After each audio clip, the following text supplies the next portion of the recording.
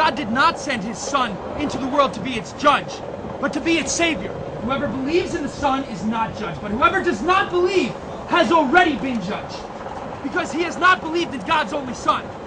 This is how the judgment works. The light has come into the darkness. Society is a wave. Anyone who... The wave moves onward, but the water... Anyone who does evil things does not. The same particle not come to the light. It's such a stupid judgment, in my opinion. I mean, persons who make up a nation today, next year die. In their experience, You are witness of these. One would hardly suppose that your eyes are the study of that person. Yet you balance an eel on the end of your nose. Property, including the reliance on government. I'm no good for you, Bella. Don't be ridiculous. Self-reliance. Men have looked away from themselves and spent several minutes long, several centuries, not merely gazing at the God, but actually being, or rather even myself in that, or discovering being my not self. One measure each other by what each has, not by what each is. Carlisle told me about that. I don't care, Edward. I don't care. You can have my song. I don't want it. And it things so long that they have become esteem the religion. You to this live debate on does a good God exist at Prestonwood Baptist Church. We hope it raised a lot of discussion and a lot of questions. Thank you, Caleb. I'm Dan Panetti, Worldview Director here at Prestonwood Christian Academy. And some people are out there probably going to ask us a question. That is, why in the world are we having this debate in the first place? Well, atheism is one of the fastest growing segments in America, and the fact is we have to be able to engage with those people and know their sides and know their points of view as well. One of the reasons that we have debates like this is to actually provide training for our students. And Caleb and I were talking about this a little bit earlier. Caleb's dad is actually our football coach as well. And we were just talking about the importance of actually practicing before the big game. And Caleb's a senior and he's going to be at college next year. And we were talking about the importance of actually having those practices before he goes out into the world so that we have those practices here on our campus. And so Caleb, tell us a little bit about how important it is to practice and listen to the other worldviews before you actually go out into the society and engage them. Well, I mean, it is a lot like football, and for any of you students out there that do play football or have played football, you don't go into a game blind. You have to, first of all, you've got to watch film. You've got to be educated on what the other team or the opposing view would do, and just their schemes and the way they do things. And obviously, you practice throughout the week before a game, and that's much like this debate. We're getting practice and just different schemes of our own to be able to counteract the other teams or the other opposing worldviews. Scripture tells us that physical training is of some value, but spiritual training has value not only in this life but in the next. And so this is part of our spiritual training for our students, our staff, and our parents, and we're glad that you've joined us for this debate. Now, we hope that this debate raises a lot of questions and has a lot of conversation around it. So we've actually produced a discussion guide that you can order online and get for your home or your school as well. So please do that. We hope that you not only enjoy the debate, but enjoy the conversation that stems from it. I know that we've got our speakers coming up. I've got a couple just things that we want to go over to make sure you understand the format for today and exactly what your role is as an audience. We're expecting to hear from two wonderful individuals, Dr. Dembski and Christopher Hitchens. And we're hoping that we'll get to hear both of their ideas presented fully. And I know that some here may be more favored to one side or the other, and I know that you would love to clap and cheer and applause.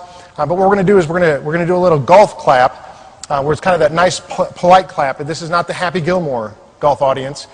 So we're going to try to refrain from that so that both speakers have an equal opportunity to present their message, because really that's why we invited these two individuals in. They're the two of the premier spokespersons on does God exist and is there a good God? And so we want to make sure that we have your full attention and we give your full attention to them.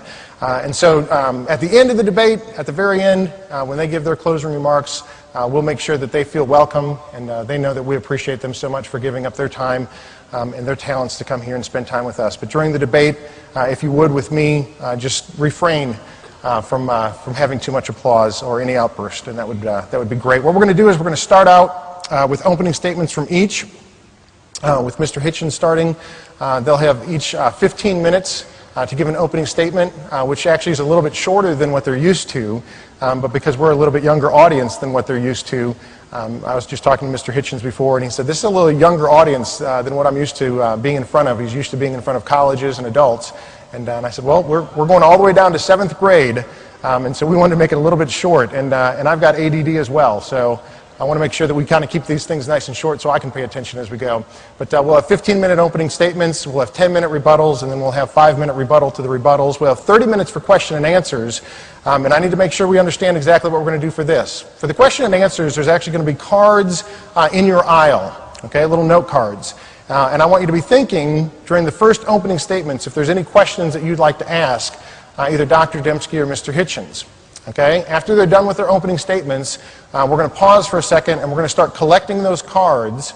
And we're going to have some of our staff go through those cards and try to find some great questions. Some questions that maybe there's a common theme, so we want to make sure that we ask this because there's a lot of people asking that question, or this is a really great question, we want to make sure we get that up. We'll have 30 minutes for Q&A, and what will happen is those cards will come up to me here at the front table, and I'll have an opportunity to just go through the cards and ask our speakers those questions. And after the 30 minutes of questions, which isn't going to be a lot of time for question and answer, but it'll be good. But after that, then they'll have 5 minutes apiece to finish up and give us their closing statements. When that's all said and done, right, it'll seem like the time will go tremendously fast. But when all that's said and done, that'll be about an hour and 45 minutes. And that'll be enough time, I think, to get out both of these particular views, both of these particular statements. And I think at the end of that, you'll walk away with some stuff to think about.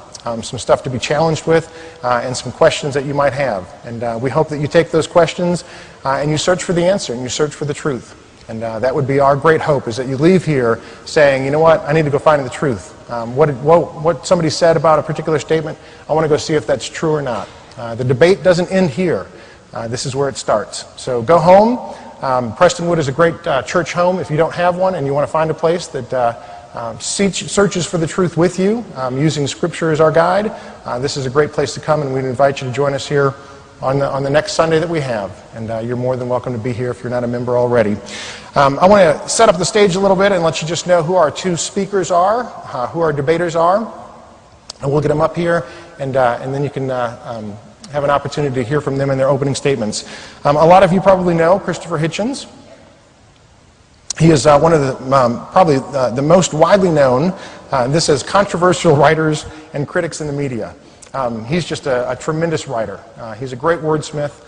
He is fabulous with the pen and is a wonderful presenter with his voice as well. He's probably best known for his work here in Vanity Fair as well as the Atlantic Monthly. He's a foreign correspondent and has written for more than 60 different countries. He's the only writer to have written since 2000 from Iran, Iraq, and North Korea. He's the author of many books.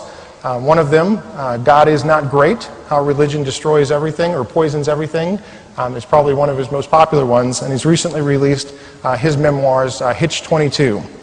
He was born in England. He's educated at both Cambridge and Oxford, holds honors degrees in philosophy, politics, and economics.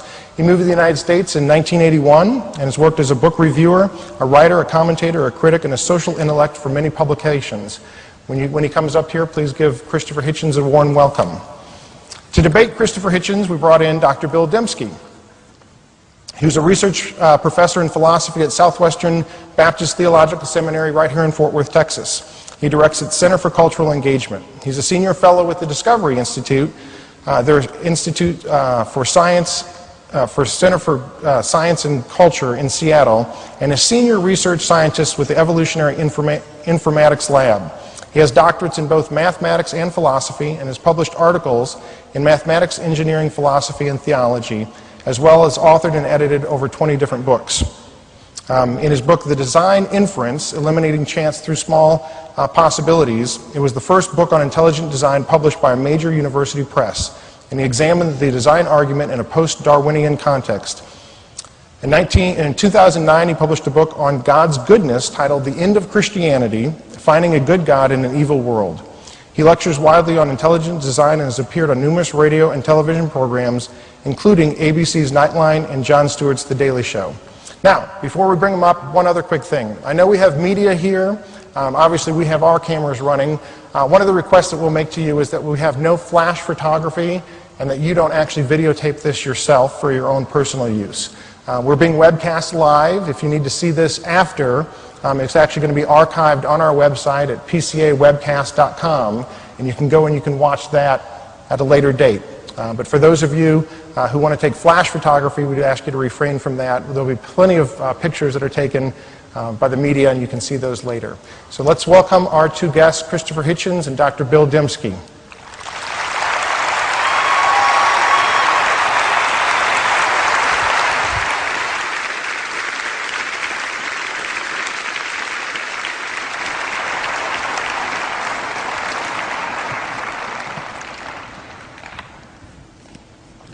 Thank you for an extremely handsome, generous introduction, during which I began to feel like, as I surveyed the audience also, and having been listening to your music, a bit like a Daniel being introduced to a den of, I'm sure, very charming lion cubs. A different experience from my common one. Let's get straight to it because time presses. There are, I suppose, three forms of the divine, and if you eliminate polytheism, which I think we may as well all do for today's purposes, there are two ways of approaching it. One is the deistic, and one is the theistic. I hope I'm not telling you anything you don't know, but if you don't know it, it's useful, and it's a very important opening distinction. There are those, there have been those, among them were many of the founders of our great republic, in particular Mr. Thomas Jefferson, who were not Christians, but who were deists. They believed that the evidence of the universe and of nature showed a designer, seemed to imply it by its patterns and repetitions.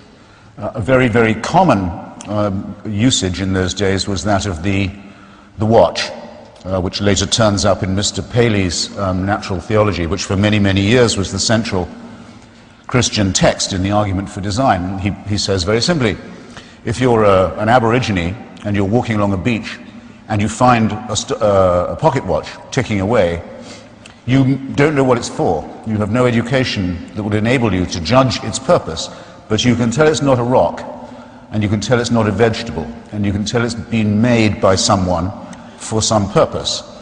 That much you must know, even if you know nothing else. The metaphor of the watch was very much used by the deists. And of course, watches run down and break down. And it was believed by many of them that if an intelligence had begun the universe, begun the process, he took no further interest in it. Didn't intervene in human affairs, didn't mind who won the war, didn't mind which country was the leading one, watched with relative, well, or didn't watch with indifference, plague, famine, war, and so forth. That's a very hard position to oppose, by the way. It's very difficult, it's impossible actually to disprove. One can only say the evidence for it isn't quite strong enough to be persuasive. To be a theist, in other words, to occupy the position that many people here currently do, and my opponent does, to be a member of a monotheistic religion that believes that truth has been revealed, that God has intervened in human affairs, that he has a plan for us, each of us individually as well as a species, and that it shows, is a very, very much more difficult undertaking. I'm going to show why I think it's more or less impossible. There are usually three ways in which people try and demonstrate it. One is looking at the cosmos, the vault of heaven, the world beyond what we can quite see or apprehend. The second is human history and its development, and the third is ourselves, our own bodies, our makeup. Again, I'll have to condense, I hope you'll forgive me, but I'll sketch in what I think the objections are. Unless you don't believe, I don't know what they've been teaching you, unless you do not believe in the theory of what is conventionally called now the Big Bang, that our universe is billions of years old and began with a gigantic explosion, which is still going on, you are you are forced to be very, very, very modest about what it is you can know about anything. What preoccupies most scientists now is not how much they know compared to 50 years ago, though that is enormous, there's a difference, but how little they know compared to what they're finding out.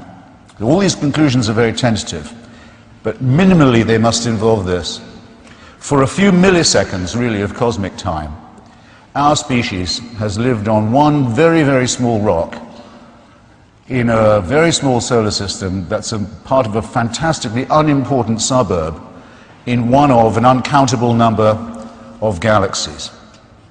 And that every second since the Big Bang, every single second, a star the size of our sun has blown up, gone to nothing, swelled up, shrunk into what's called a dwarf and disappeared.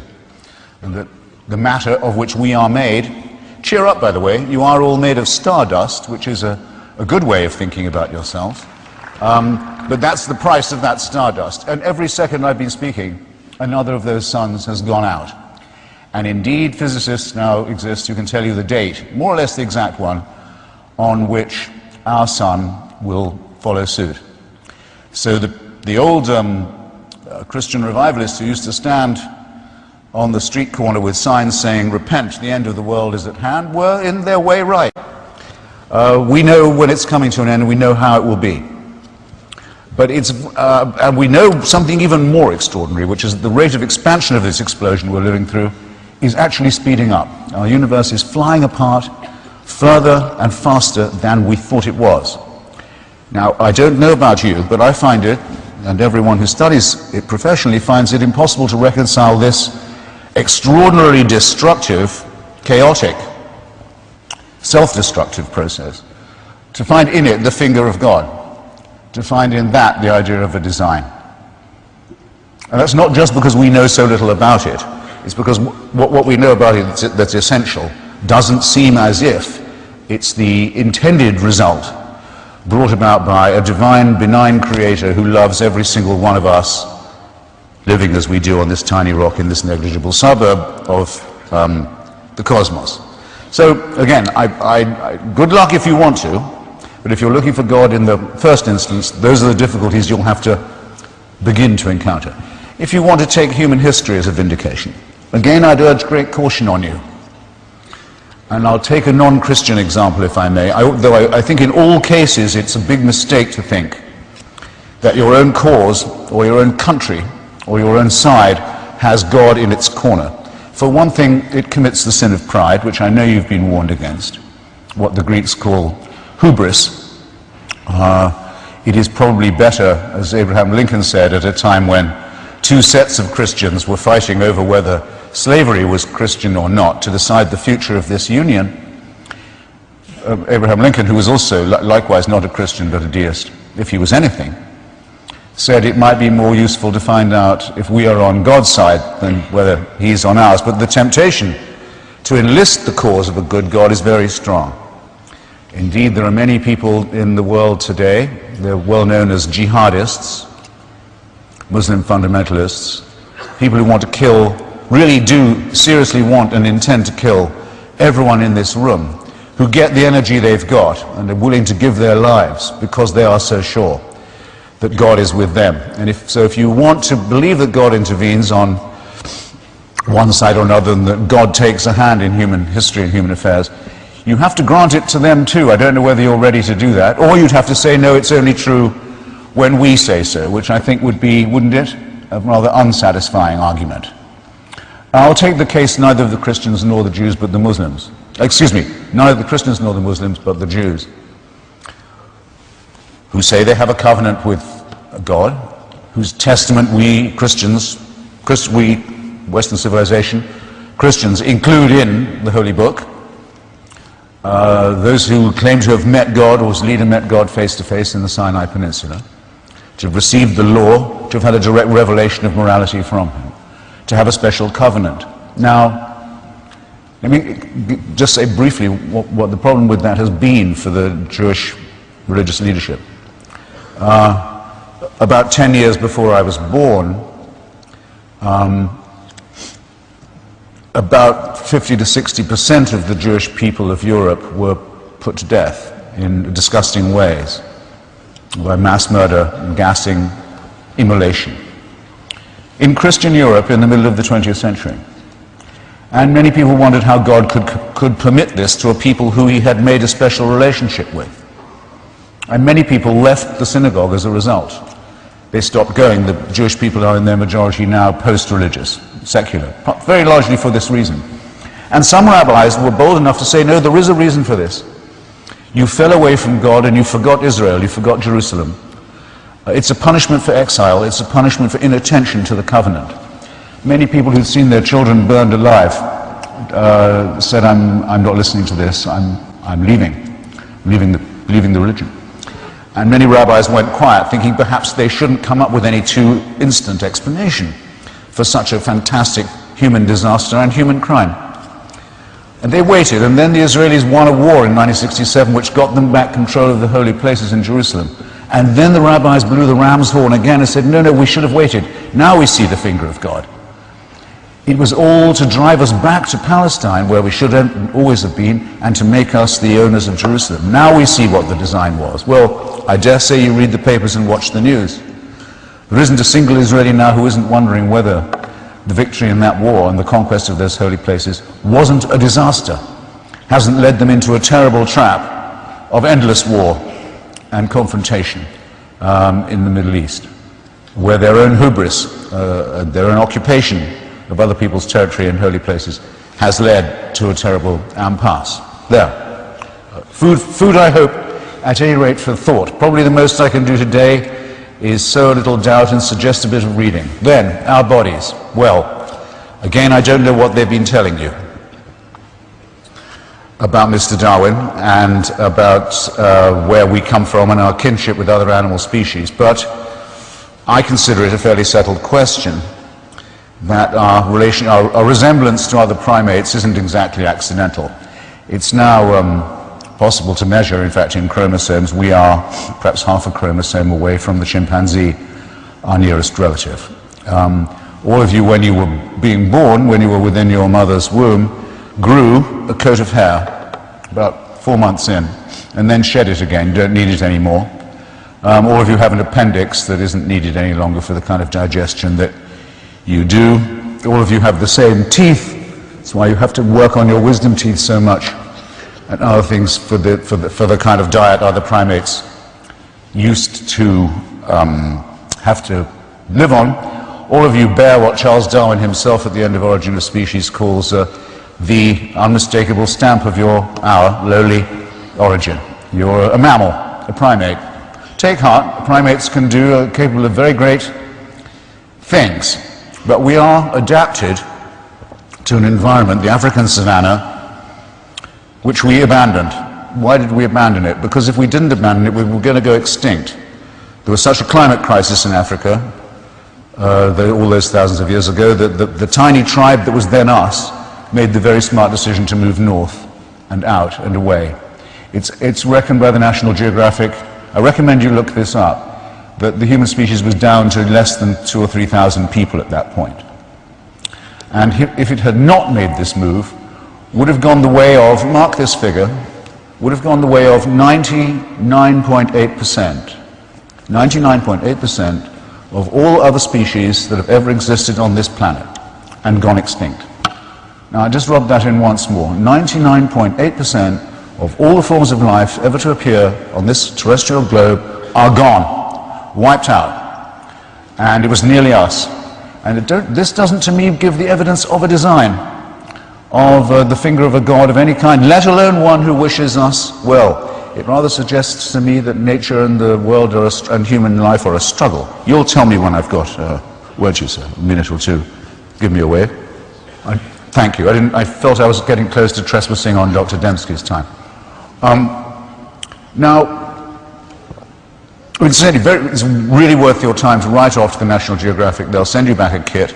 You scrub the inside of your cheeks, put it in a solution, send it back. They will show you a map of where your ancestors came from in Africa and at what time and what route they took to get to where you are now. It will be very eye-opening. I strongly suggest you do it. While I have your attention, I also suggest on the matter of evolution that you read a book by Dr. Francis Collins called The Language of God.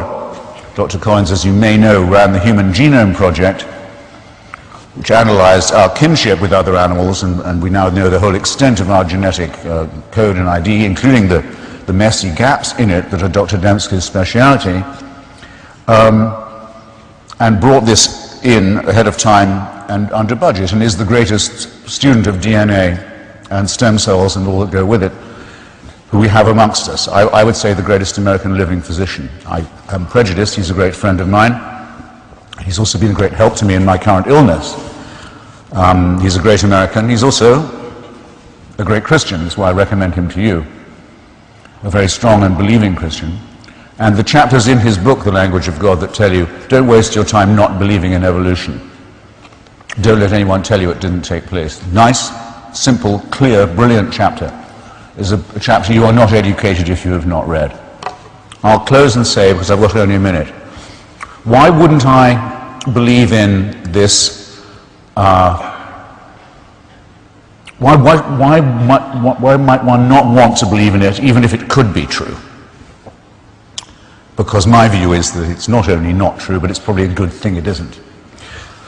Why is it not a good thing? Because I don't think it's healthy for people to want there to be a permanent, unalterable, irremovable authority over them.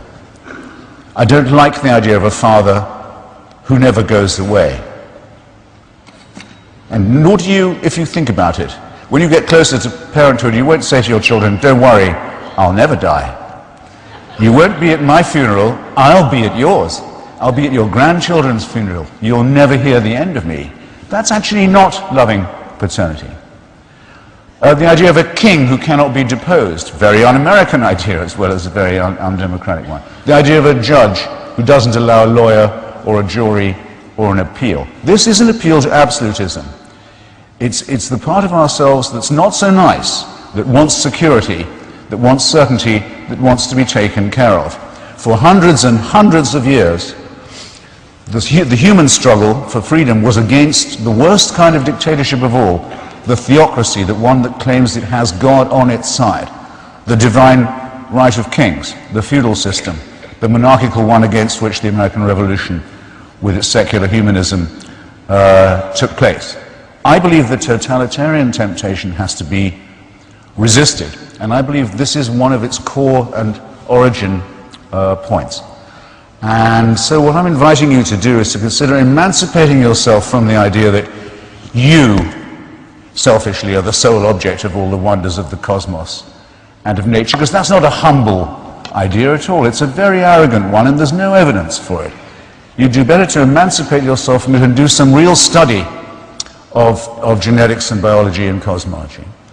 And then, again, a second emancipation, to think of yourselves as free citizens who are not in thrall to any supernatural, eternal authority, which you will always find is interpreted for you by other mammals who claim to have access to this authority that gives them special power over you. Don't allow yourselves to have your lives run like that. I've exhausted my time. I'm really grateful for your attention.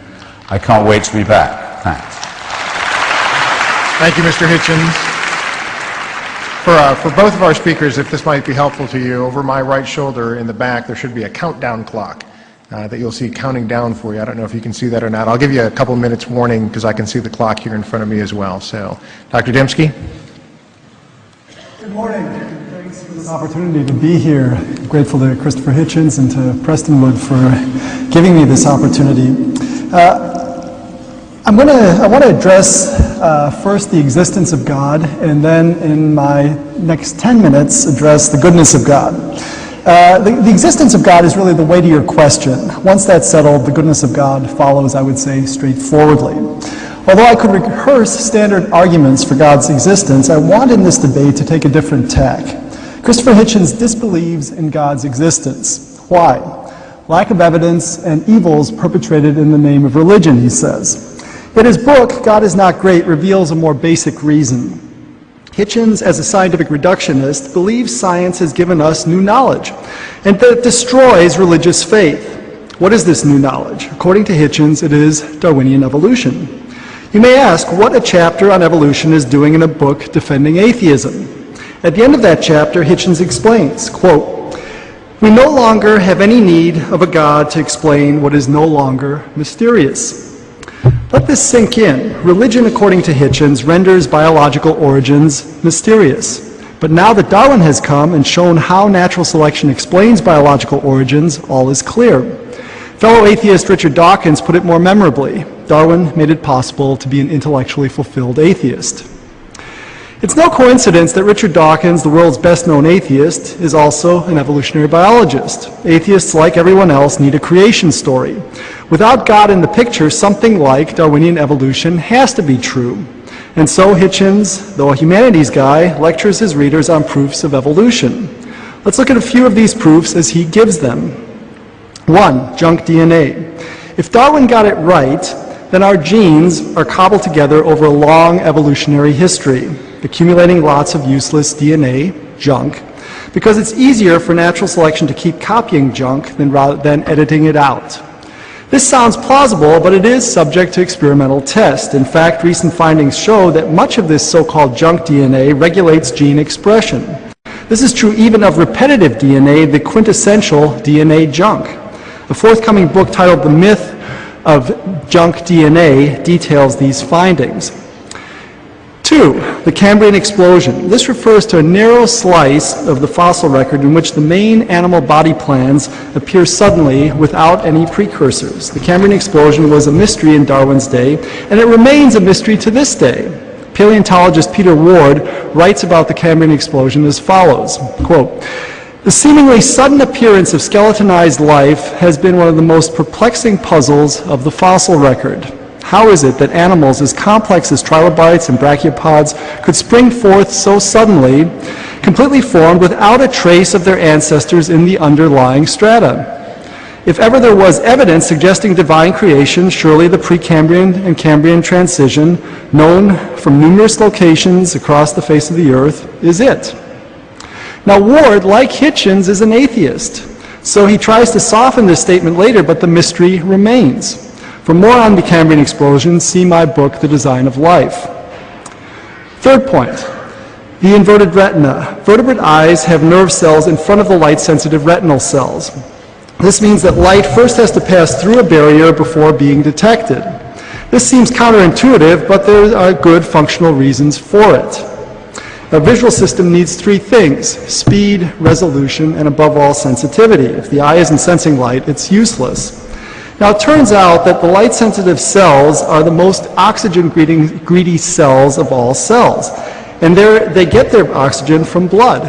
The sensitivity here is truly astounding. Some frog eyes can sense the smallest unit of light, a single photon.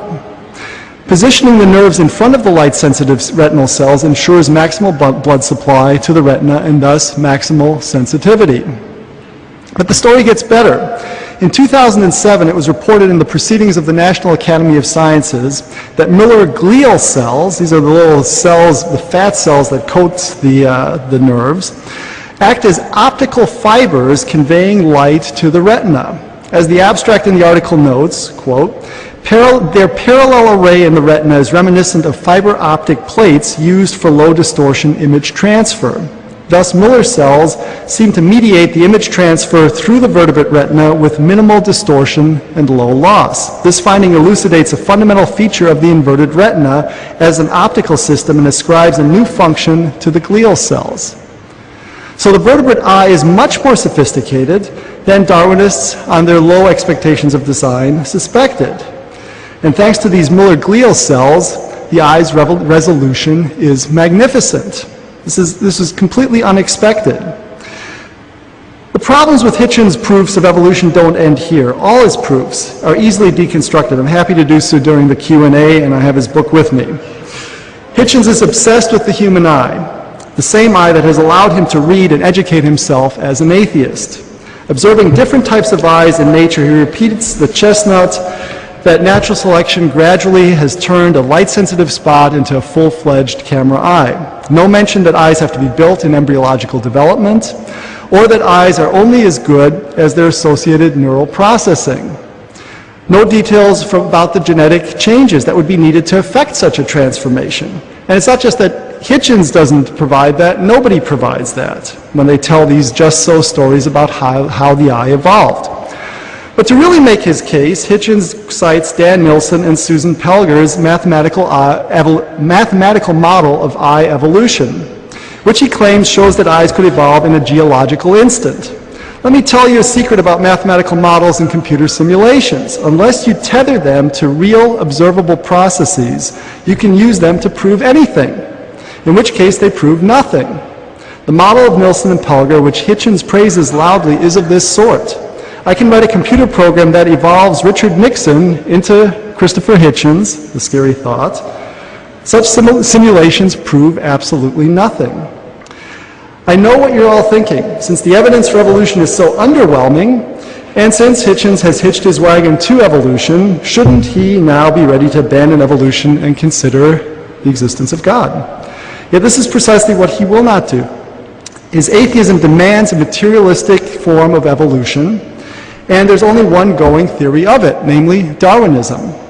The alternative, which places us here as the result of design, is for him a non-starter. It's unthinkable. In regarding design as unthinkable, Hitchens puts himself in an atheist straitjacket. For the atheist, we must be here as the result of a blind, purposeless evolutionary process. There are no other options.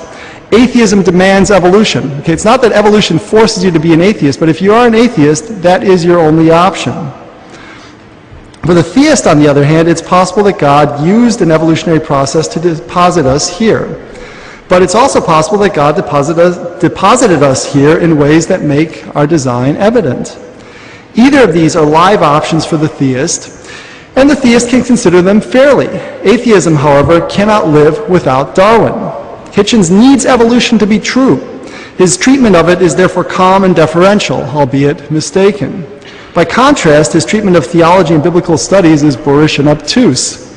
For instance, Hitchens dismisses Israel's time in Egypt and Sinai as myths lacking all archaeological evidence. Yet that evidence is readily available. Take, for instance, James Hoffmeier's books on the topic, published by that flaming fundamentalist publisher, Oxford University Press. Or consider Hitchens' view of Jesus. There is, according to him, quote, little or no evidence for the life of Jesus, close quote. Come again?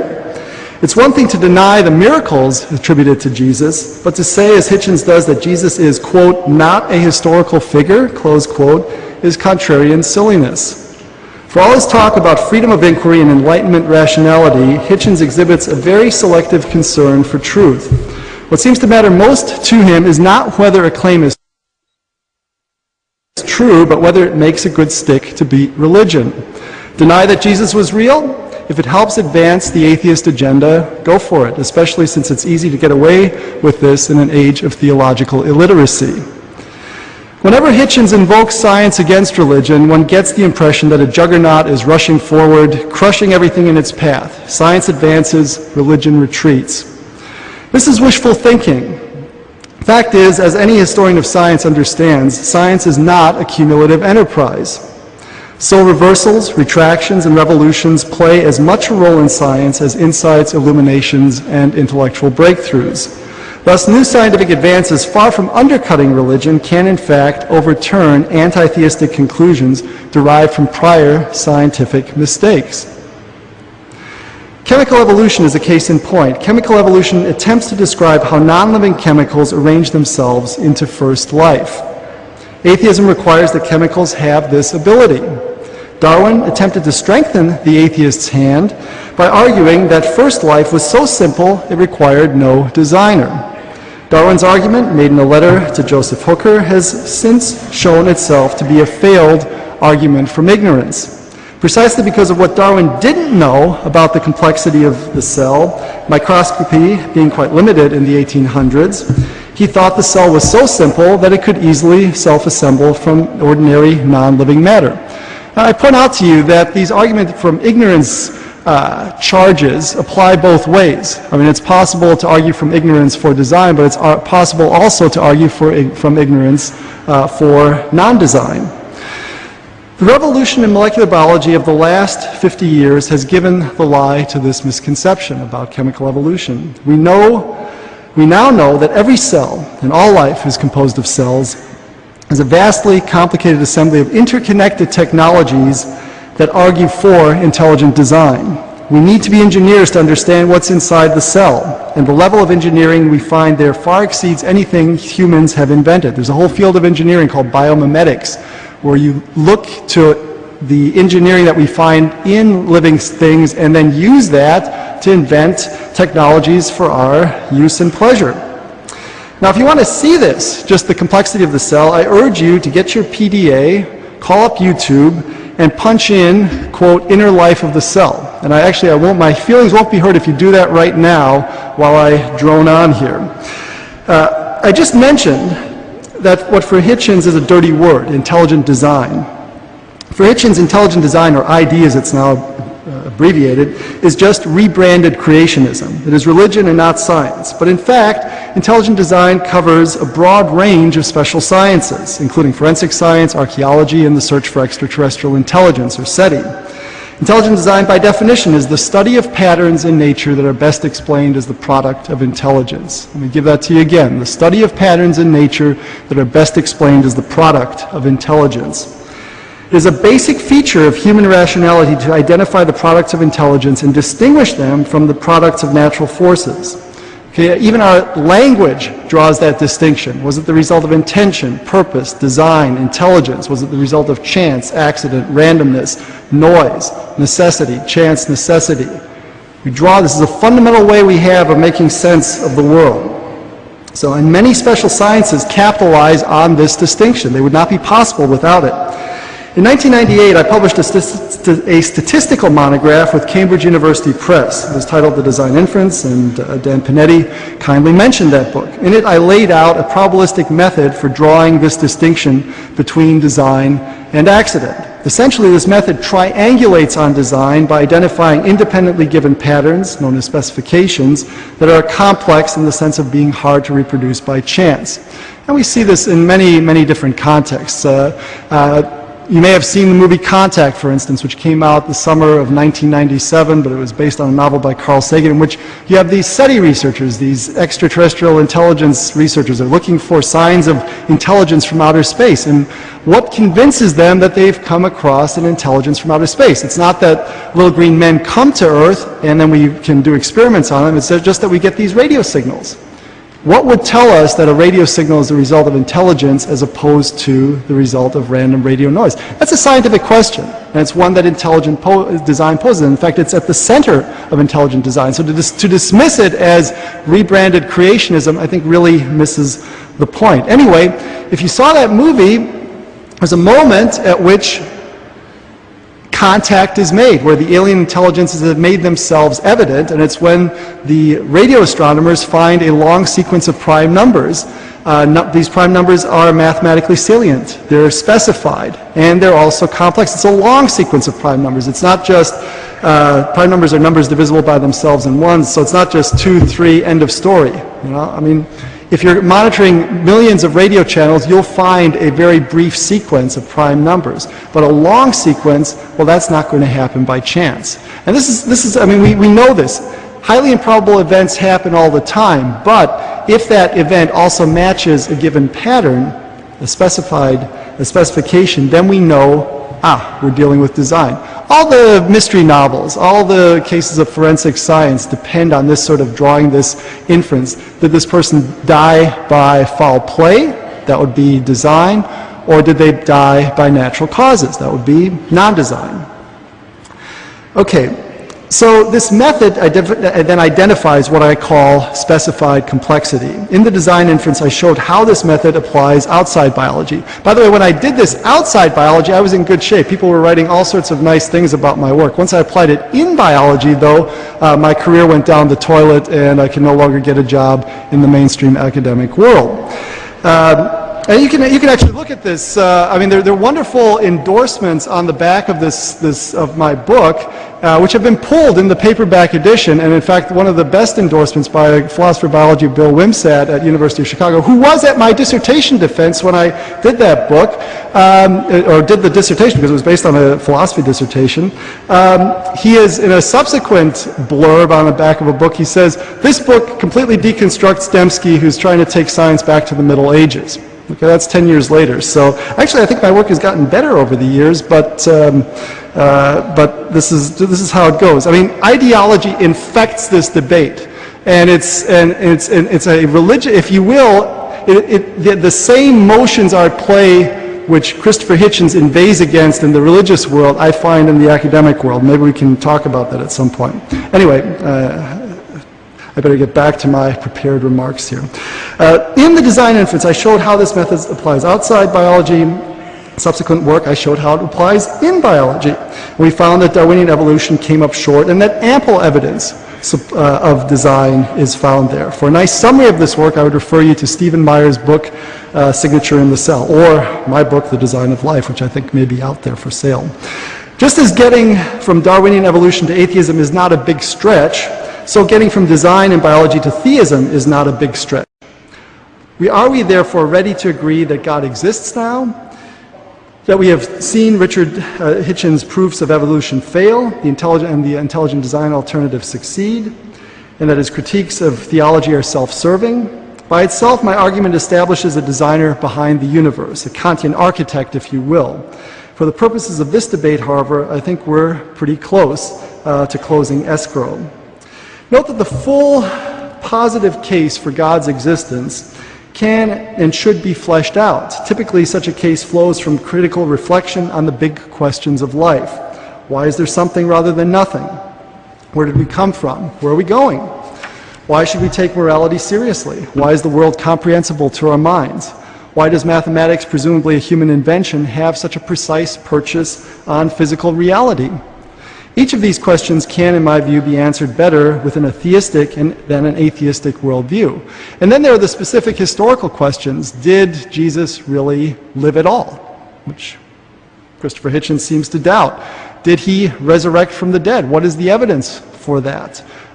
If somebody raised from the dead, then it seems that there might be good evidence for the existence of a theistic deity. So all of those are questions we could raise, and I would raise them and address them if time permitted, but as I said, I'm taking a particular tack.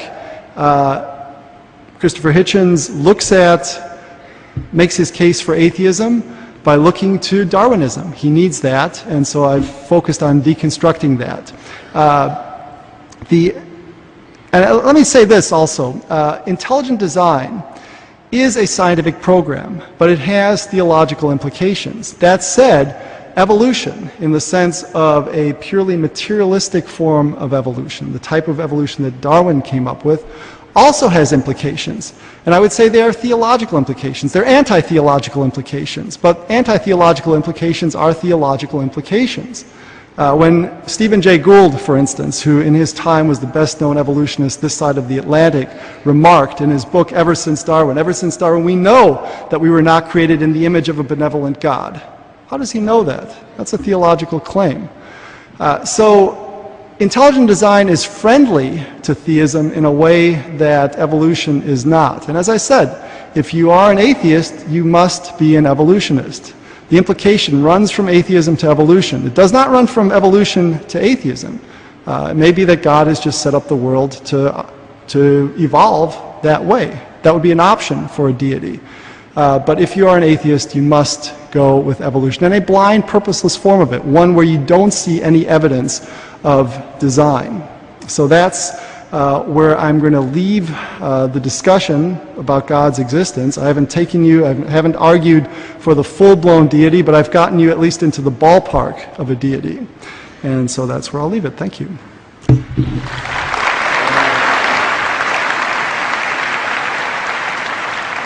Thank you, Dr. Dembski. We're going to go ahead and actually pick up cards for those of you who would like to ask a question. If you could pass those cards To the aisles, we'll have some people around to pick up those cards, and those cards will make their way up to me after we hear the rebuttals from each of our speakers. So, Mr. Hitchens, 10 minutes for a rebuttal. I'll try and do less if I can, because I'd rather reserve time for questions if possible. But yes, after all, I've been challenged on a number of fronts, and that's what I enjoy. I was trying to think of something that I agreed with, but I found I had to disagree almost ab initio, as it were. An atheist does not have to be an evolutionist. Atheism long predates the discoveries. Atheism long predates the revolutionary discoveries of Charles Darwin. There was a time when the word scientist didn't exist. Actually, the word scientist is a late 19th century coinage that I sometimes feel we could do without.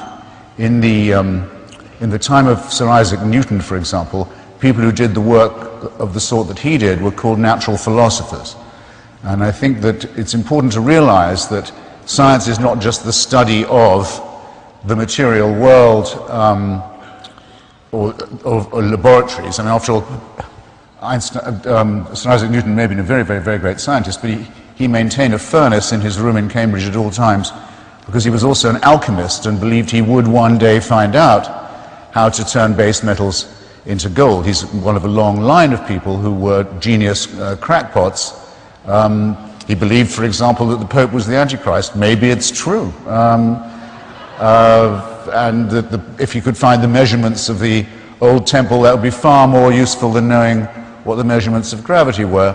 But he was a natural scientist. He knew absolutely nothing about evolution. The work of Spinoza, the work of Voltaire, the work of Lucretius. Admittedly, Lucretius did work out Democritus and Epicurus as well at that period of the Hellenistic period. They did work out the world was made of atoms. A very brilliant thing for them to have done at the time. But the mystery to me is only this, because none of these things necessarily depend on one another. Why it is that organized religion has always been so hostile to discoveries of this sort. Why it should take them so personally. The work of Lucretius, De Rerum Naturam, that established that we're made of atoms, and so is the rest of the system, was hated by the church for centuries. Only about 1 or 2 copies of it were allowed to survive. They didn't want you to know this.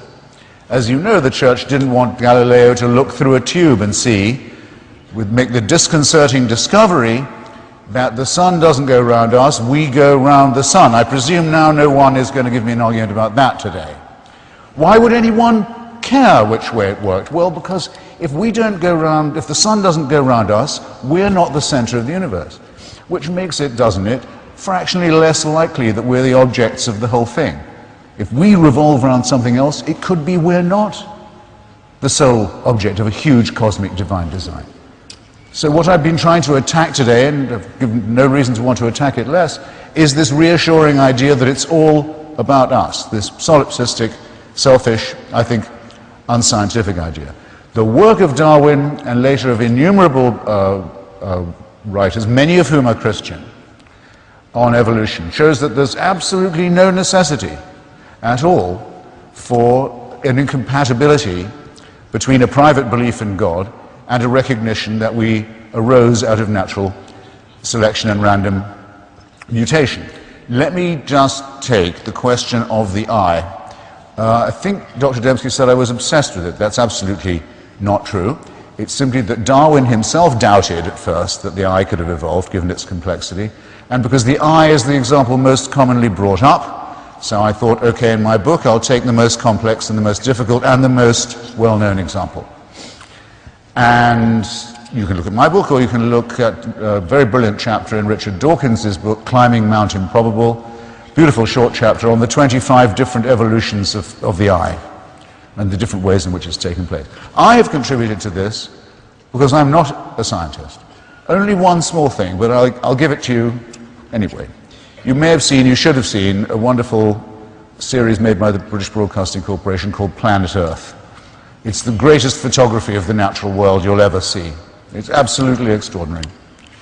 And in one very fascinating case, they go to Indonesia and which has the largest caves we know underground on Earth, which have a whole series of life forms inside them, many of them not fully understood or explored yet, including a large number of life forms that we do already understand that fell into those caves when they were formed and ceased to live on the Earth's surface and in the sunlight and started to make their lives underground. They are more or less exactly the same as they would be if they had remained where they were, but I noticed the salamander, the beautiful Indonesian lizard. Everyone's seen one in a zoo. There it was. It had been living for, David Attenborough told us in the program, X millions of years away from the sunlight in a cave. It had eyes. No, it didn't. It had perfectly eye-shaped indentations, exactly where the eyes used to be, like a little sketch or outline of an eye, but no socket. The socket had gone, the eye itself had gone. All you could see was the vestigial. It had adapted. It had decided to lose its eye. Most of our studies are about how people got hold of eyes. Dawkins's is the best one, whatever Dr. Dembski may say, of the different ways in which different creatures got different eyes. But no one until your humble servant, because I wrote off to my friends and my enemies and said, has anyone noticed this before, had thought, now how do animals lose their eyes? The same way they got them, by not needing them anymore, by adapting away. If you live underground, in the wet, in the dark, it's a big hazard to your survival to have a wet, useless spot that can't receive any light, two of them on your face. It can pick up infection, it can make you vulnerable. You lose it. It takes millions of years, but you'll lose it. That's what we're talking about, adaptability. Wrongly, it's said that Darwin talked of the survival of the fittest. People draw often cruel and inhuman conclusions from this and attribute it to Darwin. Didn't say anything of the sort. What he said is adaptability is what helps survival. If I told you that in parts of Africa where elephants are shot for their tusks, elephants are growing shorter tusks in reaction, you would, I'm sure, laugh. How would the elephant know how to do that? Elephant sees hunter, works out hunter wants tusk, is an ivory hunter, shrinks tusks to minimize chance of being shot. Don't be ridiculous. Well, no, that isn't, of course, what happens. What happens is the ones with long tusks get shot quite a lot. And the ones with shorter or no tusks have, therefore, greatly enhanced opportunities of being the ones who survive and breed. And their descendants actually have shorter or no tusks. That's what adaptability is. That's what evolution is. It's not some kind of trick. In the time I've got, that's the best I can do on those points, on that point, because I want to come, in what remains to me, to the allegations made about my theology. Well, the archaeologists of the State of Israel, after the 1967 war, when Israel became, for many years, the possessor of the Sinai Peninsula, it's now given it back, and of the West Bank, Judea and Samaria, the biblical territories, had an unprecedented opportunity to show that the Bible story was archaeologically provable. And they were told by the founding leader of the State of Israel, David Ben-Gurion, go out, dig, find, he said, dig up the title deeds of our state. They had the strongest motive and the greatest opportunity any archaeologists have ever had. And the standard of Israeli archaeology is already extremely high, as you can tell from their national museums and the work of many great archaeologists such as Professor Finkelstein. And they had many years to do it. They couldn't find a single trace of anything that was remotely compatible with the story of the Exodus, the wandering, and the conquest of Canaan. Not one trace. On the other hand, what they could find, with the help of Egyptian archives, was enormous evidence in the opposite direction. Digging Up History is the book. It's very easy to get, very easy to read. It's a very impressive demonstration of what I call, and this is what to look for when you're looking for intellectual honesty in life, evidence against interest. In other words, people will say, I really wished, I really hoped I could find this. This was my ambition. Here is how. It wasn't compatible, wasn't doable in the light of the facts. I regard that as a very impressive piece of objective work on the part of Israeli scholarship. If if you think that Jesus isn't a historical figure, it really only matters to you. What do I mean by that? For me, the most important thinker is Socrates, and the most important source of morality and philosophical comfort, by far. There's no evidence that Socrates existed either. It's not conclusive. That's to say, we only have, as we have in the case of Jesus, second-hand eyewitness reports of him. They're pretty persuasive, but they're not conclusive. He never wrote anything down, neither did Jesus. The stories about him are much more compatible than the ones of Jesus. The four Gospels contradict each other about everything from his birth, the circumstances of it, the flight into Egypt, very crucially, in all four cases, on the crucifixion and the resurrection. That all of them, just read them for yourselves. I'm sure you must have read them by now. The discrepancies are extraordinary. They don't amount to a historical figure in the same way as we know from coinage, from building, from parchments, not parchments, but from documents, tablets, things, that Alexander the Great, for example, was a historical figure. But to me, if Socrates didn't exist, it wouldn't matter. Because we have his method, we have his teaching, and he teaches us what, I loop back now to Dr. Dembski's first element of his critique, to having to know that to be educated is to understand how little you know and how little you understand. Dr. Dembski seems to think he's laid some kind of gigantic egg that's about to hatch a huge squawking chicken, when he points out that among evolutionists and among physicists and others, there are huge differences and disagreements. That's true. It's also going to get much, much more intense. If you want to see a really strong argument take place, go and talk to Richard Dawkins and ask him about his view of Stephen Jay Gould's, another great paleontologist, arguments on punctuated evolution. There are tremendous differences within our school. There's a huge amount yet to be known or explained. But we don't take anything on faith. There's no dogma. There are no tablets. We go where the evidence leads us. And, for example, when the last outbreak of flu virus occurred, because we know something about the genetic things we have in common with bacteria and viruses, and we were able to sequence the DNA of the last such virus in 1919, didn't take us very long to get a vaccine that could prevent the last flu from being as bad as the previous one. It works. It works. You can make sound medical predictions based on it. Medicine's impossible without the work of evolution and genetics. And you should be grateful for it. But it doesn't mean there's no God. It just means that we have what we think are better explanations for our human nature. I think that runs me out perfectly. And again, thank you for your attention.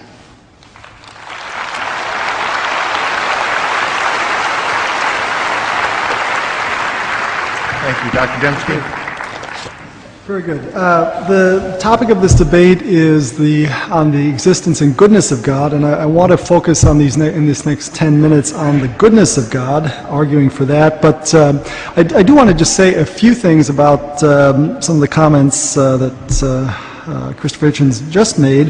The claim that atheism predates evolution. I mean, it's certainly true that atheism predates Darwin's theory of evolution, but the idea that nature, the material world, is all there is, that there are no gods, no transcendent intelligence, nothing beyond this material world, that is an old notion, and those notions often have, I mean, if that's all you've got, nature basically has to do its own creating, its own self-organizing.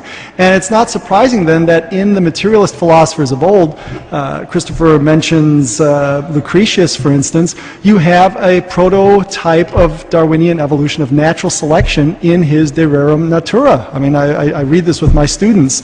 So evolutionary ideas go back a long way. They don't take precisely the form of Darwinism, but if you are an atheist, that's really the only game in town. Matter, the natural world, has to organize itself.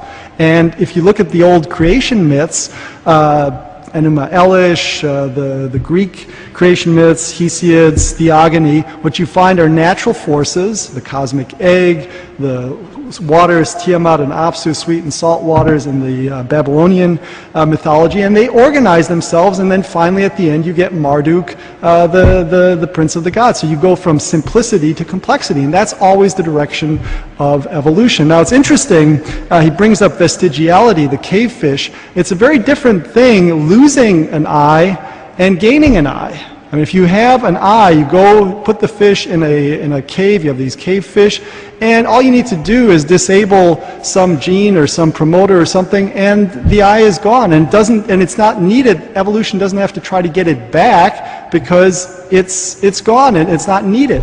But getting the eye in the first place, that's the problem. That's where the design comes in.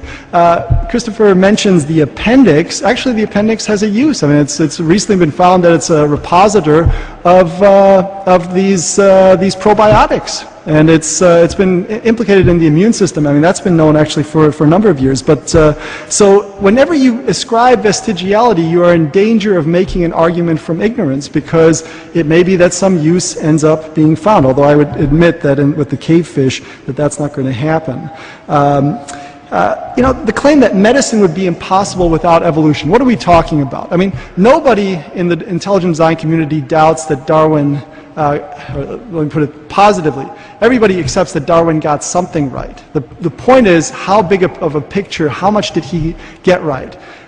Natural selection certainly operates. It explains how bacteria will gain antibiotic resistance, how insects will get insecticide resistance, but it doesn't explain how you get bacteria or insects in the first place. And that's the big claim. That's the whopper that we are being asked to believe on materialist grounds, and there's no evidence for that. Small-scale evolutionary change is no problem. They can follow Darwinian patterns.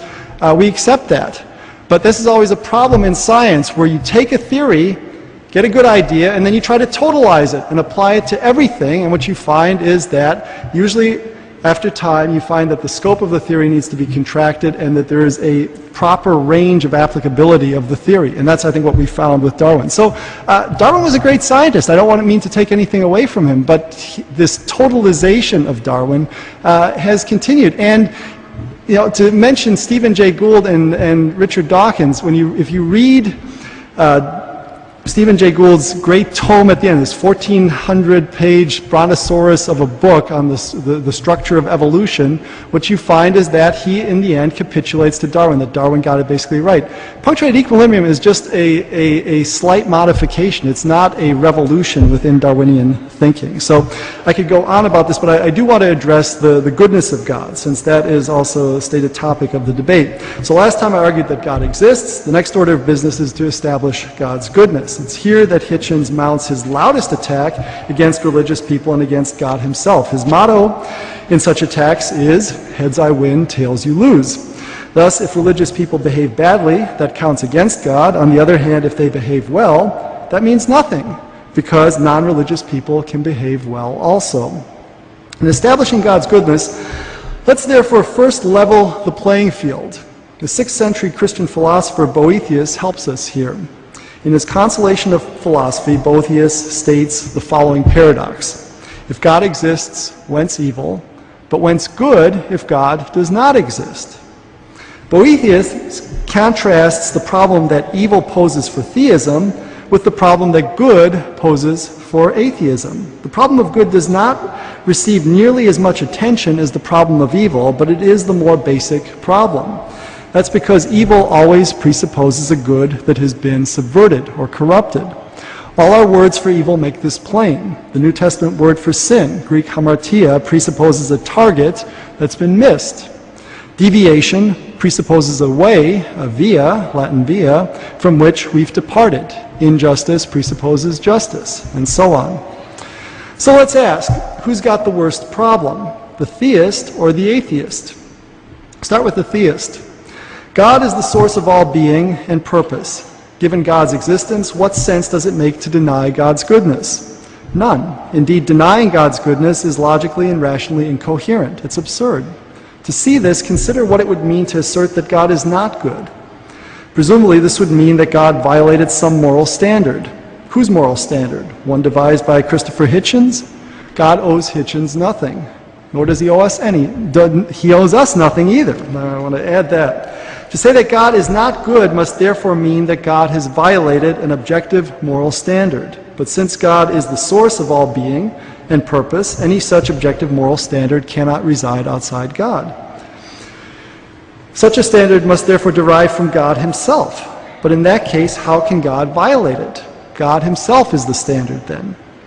God's goodness follows as a matter of definition once God's existence is taken for granted. This may seem like a cheat, but it's not. The problem of evil still confronts theists, though not as a logical or philosophical problem, but instead as a psychological or existential one. The problem of evil can therefore be reformulated as the following argument. Since God is good, he wants to destroy evil. Since God is all-powerful, he can destroy evil. Evil is not yet destroyed. Therefore, God will eventually destroy evil. As time-bound creatures, our problem here is with the word eventually. We want to see evil destroyed now. And because we don't see it destroyed now, and thus experience the suffering that evil invariably inflicts, we are tempted to doubt God's existence and goodness. Our challenge, therefore, is to continue trusting God until evil is destroyed. Hitchens' long litany of evils, especially those committed in the name of religion, is designed to derail our trust in God's goodness by getting us to think that if God really were good, he would have taken care of evil by now. I want to just go back because I think I wasn't quite as clear as I wanted to be. In terms of God's goodness, it seems either we are going to have to admit that God is the standard because everything follows from him, or we're going to have to refer the goodness to some subjective standard of some creature, but that God himself is not going to be bound by that. That cannot be the standard of goodness ultimately. So yes, I would argue, and I have argued, that once you have God, it really is incoherent to affirm that God isn't good. But as I said, there's still a problem when we have to deal with evil in the world. And I'm leaving this argument at a pretty general philosophical level. I mean, I'm not, the debate topic, I'm trying to stay with this, is the existence and goodness of God. And I'm taking God very generically. I'm not getting into specifics of Christian theology. I'm treating this more as a question in philosophy of religion. Okay, so we have now the existential problem of evil. God's goodness in the face of the world's evil is, as Boethius noted, a problem. It's not an insuperable problem, but neither is it a trivial one. By contrast, the problem of good in the face of God's non-existence, the other half of Boethius's paradox, is, I submit, insuperable. The problem of good as it faces the atheists is this, and you need to pay close attention here. Nature, which is nuts and bolts reality for the atheist, has no values and thus can offer no grounding for good and evil. As 19th century freethinker Robert Greene Ingersoll used to say, in nature there are neither rewards nor punishments, there are only consequences. By the way, my dad was a biologist, he taught evolutionary biology, and this was one of his favorite expressions growing up. Ingersoll made this comment in the 19th century. More recently, Richard Dawkins has made the same point. Quote, "The universe we observe has precisely the properties we should expect if there is, at bottom, no design, no purpose, no evil, and no good. Nothing but blind, pitiless indifference." Close quote. Values on the atheist view are subjective and contingent. They reflect inclinations to behave and feel in certain ways given the conditions of survival and reproduction under which our ancestors evolved and the social conditions under which we've been reared. Hitchens speaks of moral values as being innate and waxes indignant when they are violated. But on atheist principles, what is the force of morality and what justifies such indignation? Hitchens, for instance, is incensed with religious communities that practice female genital mutilation. So am I. But without an objective moral standard, which atheism cannot deliver, Hitchens himself is at bottom a complicated piece of matter that evolutionary and social conditioning have inclined to react in certain ways to certain behaviors. In particular, he reacts quite negatively to this practice. But religious communities that engage in this practice are quite content to continue it. Moreover, on atheistic principles, they have the better argument, for they are surviving and reproducing quite nicely, indeed out-reproducing the secular West. On atheist principles, morality is, as Michael Ruse and E.O. Wilson note, an illusion fobbed off by our genes to get us to cooperate. This statement by Ruse and Wilson is very widely quoted, but too often the punchline gets omitted. Let me read you the punchline. This comes at the end of that passage. Morality or ethics is illusory. Okay, they've just said that it's an illusion. It's illusory, but why? Inasmuch as it persuades us that it has an objective reference. That's the punchline. See, for morality to work, it has to convince us that there's an objective reference, because if we realize that it's just bunk, then we're not going to do it. We have to be deluded into thinking that there is an objective moral standard to which we have to bow down. And as long as we're deluded in that way, then we can be moral. So this is their point. That's the kicker. Christopher Hitchens is morally earnest. So is the female genital mutilation community. Try to convince either that they're wrong and get into the fight of your life. But their passionate moral convictions on atheist principles merely show that they fooled themselves into thinking that morality is objective and universally binding. No, on atheist principles, all that's going on is one group of material objects. Enlightenment rationalists like Christopher Hitchens are inclined to one set of behaviors, and another group of material objects, female genital mutilators, inclined to another set of behaviors. Just to be clear, and I'm going to go over just a moment, I think I went under the last time, I'm not saying that atheists can't act morally or have moral knowledge. But when I ascribe virtue to an atheist, it's as a theist who sees atheists as conforming to objective moral standards. The atheist, by contrast, has no such basis for morality, and yet all moral judgments require a basis for morality, some standard of right and wrong. So the atheist is cheating whenever he makes a moral judgment, acting as though it has an objective reference when it does not. But perhaps such cheating is inconsequential. The American pragmatist philosopher C.S. Peirce held that for a difference to be a difference, it has to make a difference. Christopher Hitchens claims that atheists can behave just as morally as theists. In fact, he claims that they will behave better than theists because religion poisons everything.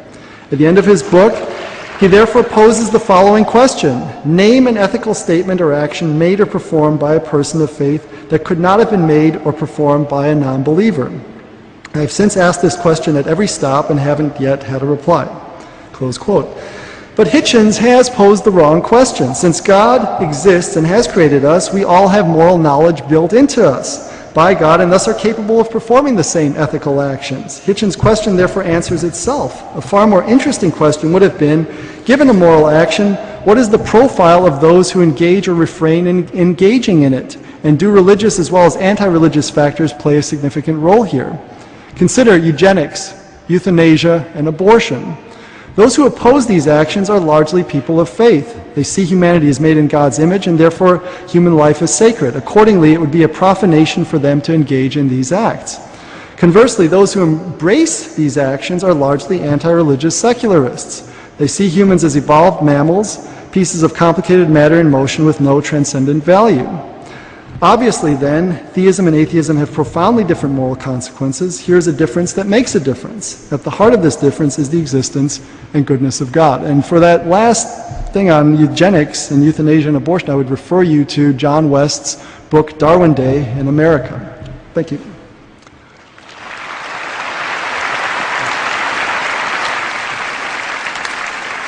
All right.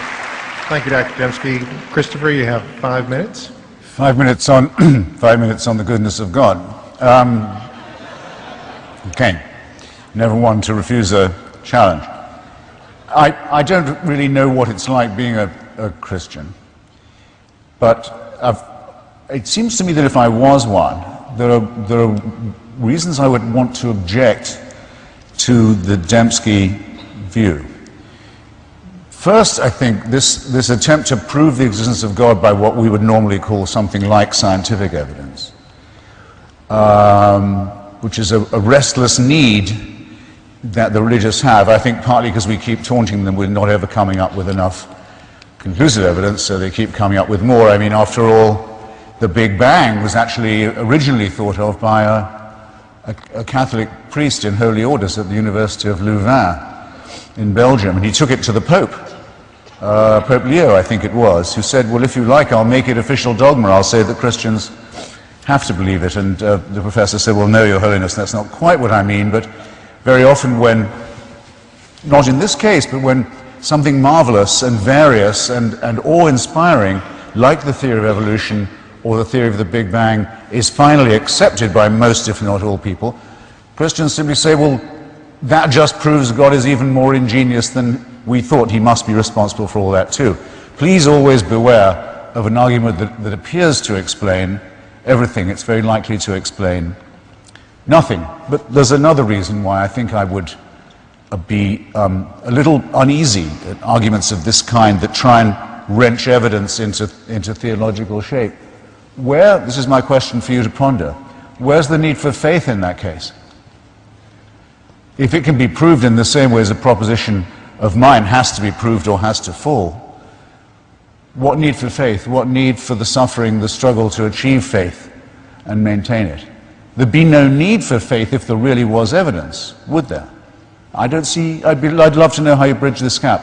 Perhaps someone in the question period will supply me with a thought there. And then another reason why I would steer very clear of this idea of making God responsible, not just for our existence, but for our behavior and for what happens to us, is it dooms you to have to keep on pestering him with plaintive questions that don't have an answer.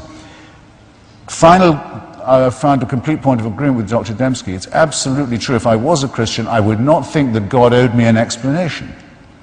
There'd be something disproportionate, surely, about that, something conceited. But people do find themselves asking, if there's a God and if he's good, where is all this evil from? This is a strictly time-wasting question. Things like war and pestilence come because we are not very highly evolved animals who live on a rather climatically unstable planet and don't know very much yet about our circumstances. The way that we behave to each other is recognizable from the way that other animals behave to each other, unfortunately, but we have one very clear idea, and it's fortunately one that it's almost impossible for us to get rid of, that if we don't act responsibly to one another, whether for altruistic reasons or not, the motives don't necessarily have to be pure. But if we didn't have a social dimension, a bonding one, we wouldn't survive. We'd have gone by now. We wouldn't have made it out of Africa. The question, in a sense, answers itself. Now, you can call this morality if you want, and there certainly are some individuals who act in what appears to us to be a self-sacrificing way. And they've always got tremendous honor in all tribes, in all societies, and at all times. But it's only really necessary to recognize that we have a kinship and a solidarity, and that without it we're gone. Morality cannot be dictated to us. It doesn't come in tablet form that can be swallowed. It comes from the Socratic method of moral suasion, long reflection. Why should this be called wrong? Why would this be a dishonor? Otherwise, why do the Ten Commandments say nothing about slavery, nothing about genocide, nothing about child abuse, nothing about innumerable other things that preoccupy us and make us think, of which we think as evil, and about 4 instructions on how to worship a very jealous, capricious, and ill-tempered God? How come? If you based your morality on these tablets, you'd be missing an enormous amount of what we think of as morally urgent. Now again, I happen to be a secular humanist. I have politics of my own, fairly accurately described by Dr. Dembski. That doesn't go to the question of whether there's a God or not. You can be a supporter of Ayn Rand. I'm sure some of you have read The Fountainhead, or The Virtue of Selfishness, one of her best essays, actually, though I don't agree with it, or Atlas Shrugged. Had complete contempt for religion, but politics completely different from me. You can be an atheist and a sadist. You can be an atheist and a fascist. Most fascists actually were Roman Catholics. Doesn't matter. You can be an atheist fascist. Mussolini, I think, was an atheist. Quite rare. To be a communist, a Stalinist, it's almost a necessity to be an atheist. There are as many choices as you like. All we say is there's no supernatural dimension, there's no rescue coming to us from the unseen, there's no such thing as salvation, and we are as alone as other species are in this struggle. So looking at the clock and realizing I've run it out. Can I just then have you view that as a prod to the question period? I'd be very grateful if you'd be that generous. Thank you.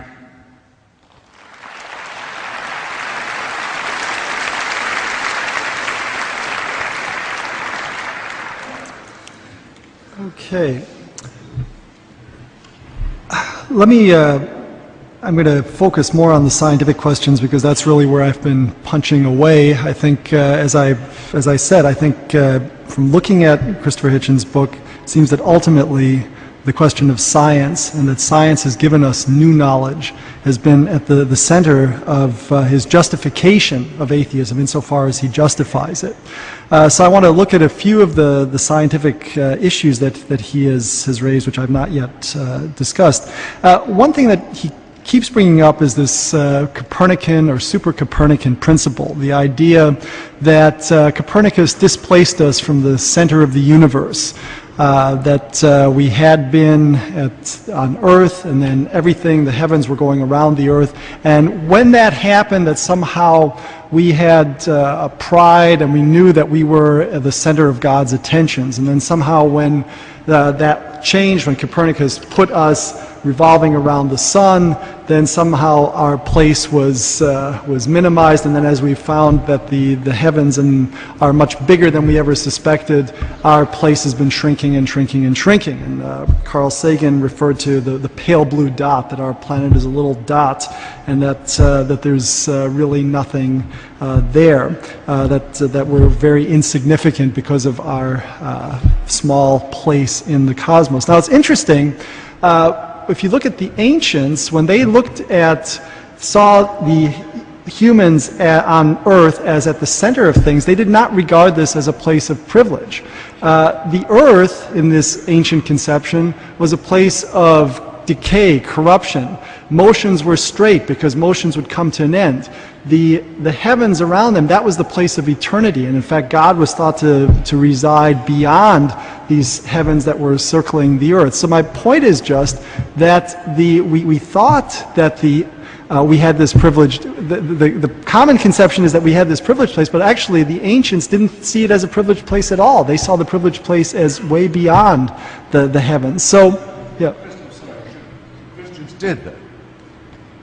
Well, it was the ancients. This is Aristotle, Ptolemy, and all this, and the Christians took it over. I'm not arguing with them. I'm arguing with you. Okay, all right. But I agree with them. But the point is that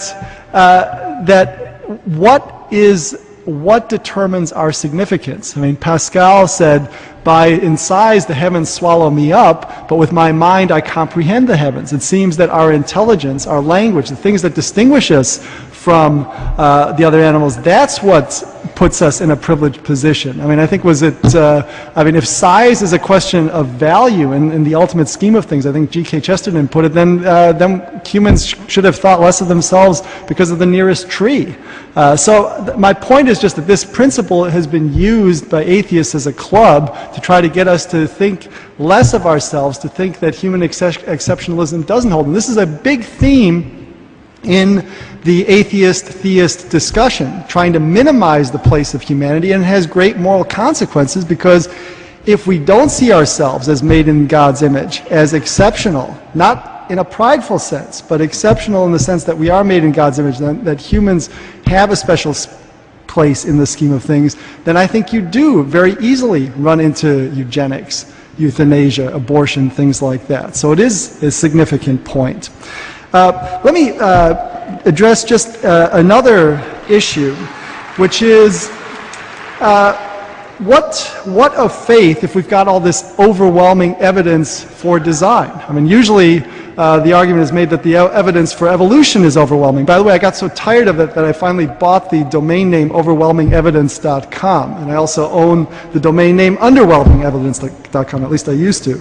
So, but the thing is, what of it? I mean, design takes you only so far. I mean, I know that I've watched a few debates with Christopher Hitchens, and he knows about Kant's first critique and the whole point that the design argument, the teleological argument, does not get you to the Christian God or to a transcendent creator. It gets you to an architect of the world. Now that gets you in the right ballpark, but design gets you only so far. Having intelligent design is not a proof of the Christian God. It doesn't get you the gospel. It does not get you the tomb. It does not get you the resurrection. Intelligent design is not the gospel. So, atheism remains to this day a minority position, but was much more a minority position, I would say, in the ancient world, where most people were polytheists, a few monotheists, but atheism in the developed sense of the, let's say, the Greek atomist philosophers, has been a very small minority position. So what are we to say? That people believed in gods or the gods, but the evidence from science, it seems, takes you in the right direction, but it does not, in terms of the Christian faith, which is what I think where Christopher has his sights set, it's not going to lead you into the kingdom. So I just don't see why this worry that somehow intelligent design is going to make faith. I would also point out that, in Romans 1:20, it said that by looking at the physical world, the attributes that we can clearly understand that God has made the world. And so that was just common coin for Paul the Apostle and for many people, that yes, the world did give signs of intelligence, but still that didn't get you the faith that the Christians had. Okay, enough said. Well, could I just say? Yeah, in fact,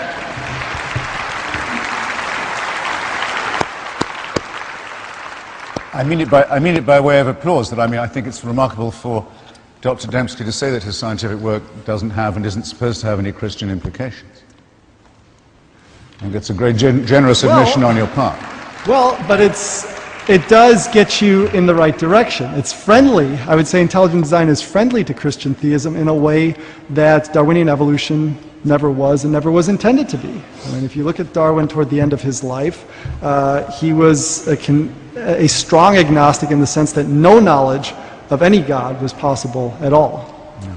All right. Well, we've got some time for questions that we'd love for you guys to respond to, and what we'd like to add too, if you have one question for each other at the end, based on what the responses that you'd like to ask Mr. Hitchens or you'd like to ask Dr. Dembski, we'll save time for that as well. The first question, and these are for both of you to respond to, obviously they're kind of pointed towards one person or the other, but the first one is for Mr. Hitchens.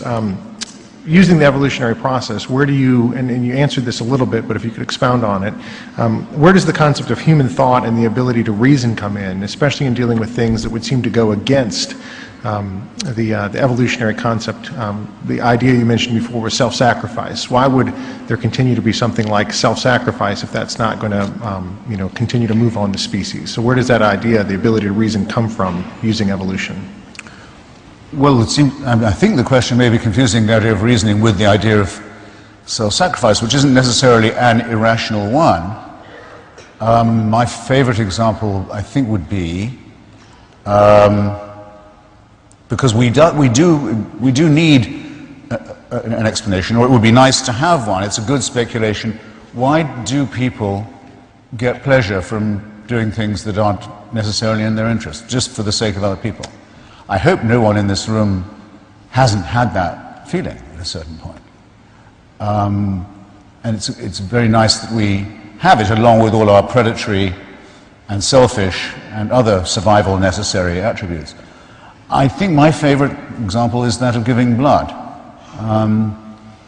I like giving blood. I like the feeling that I'm giving someone else a life-giving fluid. I am giving it. I'm also not losing it. It doesn't take very long to replenish a pint of blood, so it's a really wonderful gift relationship to have. You haven't lost a pint, but you've given one. So there's no need for any sort of feel-good or self-congratulation about it. You haven't really made a big sacrifice, But you've taken a little time, you've thought about other people. And then I have a very, very rare blood group, and I'm very anxious that there be enough blood when it's my turn. So there's every interest in the good feeling that I have, the warm feeling that I have, being one that evolution has given me for my sake and for everybody else's. I don't think there's anything very mysterious about that, do you?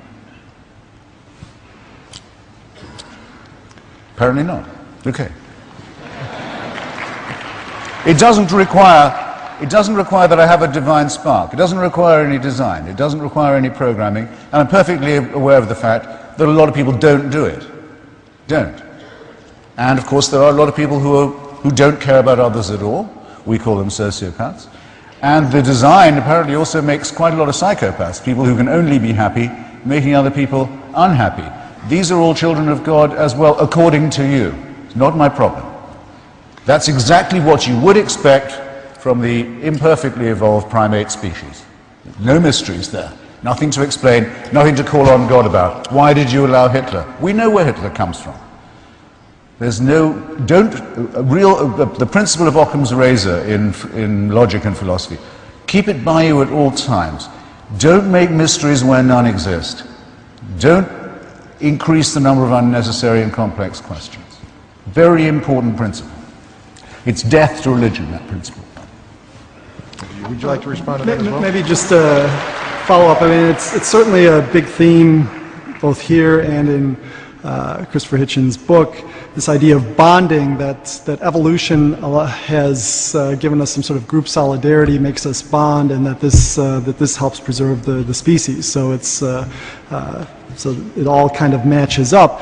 And you know, I think there's you can get that from evolution. I don't think you need to get it exclusively from evolution. I think certainly one can argue on the basis of design that God has designed us to be social creatures. But the thing is, if you're going to take the bonding from evolution, it seems that there are lots of other things that you can take as well. I mean, Darwin referred to evolution, the evolutionary process, as the great battle for life. And some people have taken it in a very negative and violent way.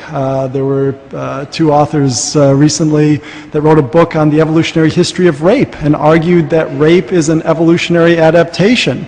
You have somebody like Steven Pinker writing, I think it was in the New York Review of Books or New York Times Magazine about 11 years ago, justifying infanticide because in our hunter-gatherer past, mothers would sometimes kill their infants during times of drought so that they would have more resources, could keep themselves alive, so that when the drought was past and then times of abundance came back, then she could get pregnant again, have a child, and then rear it properly. And so this was, why did Steven Pinker write this? Because there had been this prom mom, a girl who had gone to a prom, delivered a child, and killed it there. So the thing is, evolution is a very mixed bag. You can get some, you can argue for some good things out of it, you know, and you can look at the animal world and you'll see some very nice fuzzy things that behave very nicely to each other, and then you'll see some very wicked things. And I think this was actually the problem for Darwin. If you read, I mean, he cut his teeth on William Paley's Natural Theology. The longest chapter in William Paley's Natural Theology is the second to the last one, in which he's trying to justify the evils in nature, and he tries to really minimize it. He poo-poos it. He says, well, yes, organisms kill each other and they die, but it really happens very quickly and there's not much pain. Darwin takes his voyage on the Beagle, looks at the natural world, and he sees a world of parasites and nastiness. And he says, how could this be? How could a good God design something like this? And you see this mixed bag in nature. And this is actually, I think, a challenge for design to make sense of also the nasties. But the thing is, it's a challenge for design, but it's not a refutation of design, because we can determine whether something is designed independent of the morality or goodness or optimality of the design. So the issues run very deep, and we're not going to really be able to resolve them here, but I do want to give you some sense that that there is a discussion here, and there's some interesting issues, and things are also not that pat in terms of trying to understand bonding and the good, the feel-good things in our morality and our being simply on the basis of evolution. It's a mixed bag. Whereas only a few verses away, only a few verses later than the Ten Commandments, God instructs the children of Israel to kill everyone of the other tribe, the Amalekites, the Midianites, everybody, all the men, all the children, and to leave only the marriageable women alive. That's an instruction that's very frequently repeated, by the way, and invariably carried out. When Thomas Paine pointed that out in The Age of Reason a couple of centuries ago, there was a Welsh bishop who wrote in, complaining to him, saying, the Bible does not say those women were kept for immoral purposes.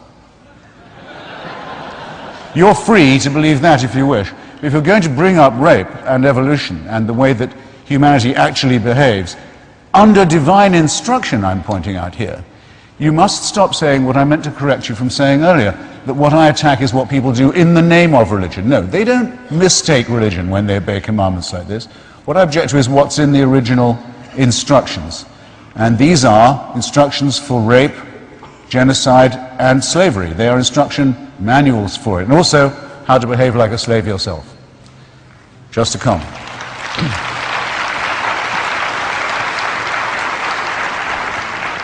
I want to be careful here because, I mean, the topic of the debate was the existence and goodness of God. I mean, we weren't talking about Christian theism, but, I mean, I think here we are at, obviously, a Christian church, so let's talk a little bit about this. I mean, certainly, if we're going to do this, we have to get into a little bit of Christian theology.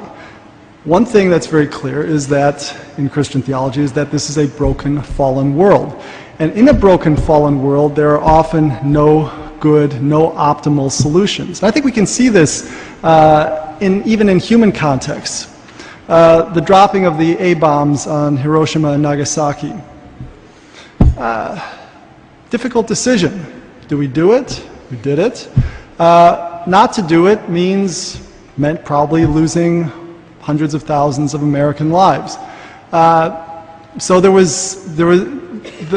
problem is that in a fallen world there is no perfect optimization strategy. And it seems to me that God, in dealing with a fallen world, is often confronted with trying to get the best of some bad options.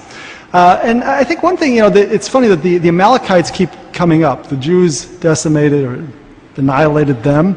But the thing is, the Jews also turned against themselves. They probably fought as much against themselves as they fought against other people, and sometimes in divine judgment. When the concubine in Judges was dismembered because of this, the Benjaminites,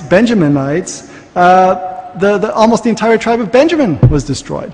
God is a just God, and in a sense, He's not bound by the same rules that we are. He makes the rules, and the fact is we all die, and this is a decision by God. I mean, the way the world is structured. Why do we have this death? Why is it a broken and fallen world? Ultimately, Christian theology teaches that this is as a result of human rebellion against God. So you've got this whole system of theology. Now, Christopher Hitchens looks at that, he's aware of it, and he's not going to have a part of it. But there is the whole system that comes to you, and it does. The alternatives, it seems, if you're not going to go with a theistic position, a Christian theistic position, or some other position, maybe you don't find that one right, then it seems that you're confronted with an atheistic position, which has its own problems. I think the indignation and that Christopher Hitchens feels, and the thing is, I applaud probably 80-90% of his book, the hypocrisies, the problems that he finds. No question about that. But on what basis does he do that? And I don't think he can do it on an atheist. I think often one gets the sense that he comes in, it's hit and run, all these faults that he can find, problems that he can find with religion, but he has an atheistic worldview, and that has problems of itself. In a fallen world, no worldview is going to be perfect. It's not going to cover things. I mean, that's the problem. And so we do have a problem of evil. We have a problem with good. We have lots of problems.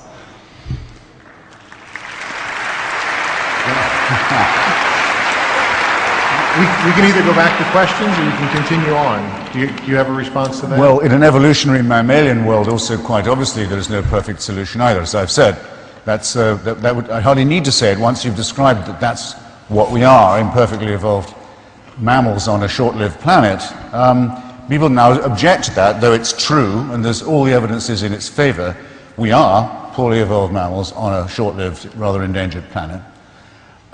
People say, well, if you believe that, that's depressing, nihilistic, makes things seem so random and capricious and so on. Well, yes, but is it true or not? And what is true of your view? What is true of your view, sir? Well, you've just said that God makes a human species, takes a brief look at it and decides it's in rebellion against me. It doesn't know how it's done this, but that's his verdict. You're in rebellion against me. For one thing, you've broken the rule I gave you, don't think for yourselves. You deliberately went and looked for knowledge. Now you're in rebellion. Now you're going to suffer. Now there's nothing that won't happen to you. I made you and I can break you. And I will. I'll flood you, I'll plague you. Now, what is this? This is like being a terrible insect or rodent in the laboratory of a cruel and stupid person.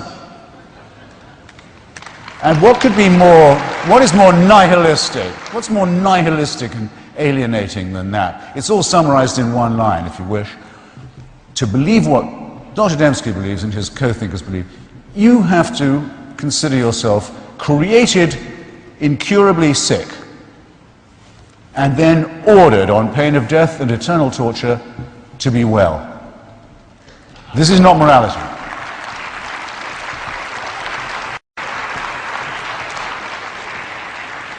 Actually, the first question that was asked is the most important question.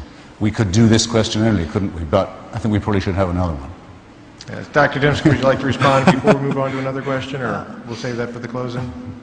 Well, I think, again, we have, there's a mirror that's at play here. I mean, what poisons everything? Is it religion? I would say get a mirror and look at it. We all poison everything. We're sick, yes, but I would say not incurably so. In fact, the cure is there, according to Christianity, in Jesus Christ. So it's not, and it's interesting. I mean, in a lot of these discussions, Christopher has not brought this up, but I mean, he has a real problem with the vicarious atonement, as he calls it, or substitutionary view of the atonement. But what's interesting, it seems that he always omits that in God becoming human in Jesus Christ, that God has established solidarity with the human condition. This was actually, in my own conversion, the thing that was the turning point. I mean, I was raised in a largely secular home, biologist father who taught evolutionary biology. And so none of these issues were issues for me, really, the science, faith stuff. What was crucial for me was, did God know what I was going through? Did he have knowledge, not just of description as this potentate, as this capricious dictator, which you always refer to off there, but did he know what I was going through in the moment, the pain and suffering that I was experiencing? And the fact that Christ had become human. You see, I was raised a Roman Catholic. I had no belief that Jesus was God. I remember sitting back I went to a Catholic prep school, 6 days of school a week, studied Latin and Greek.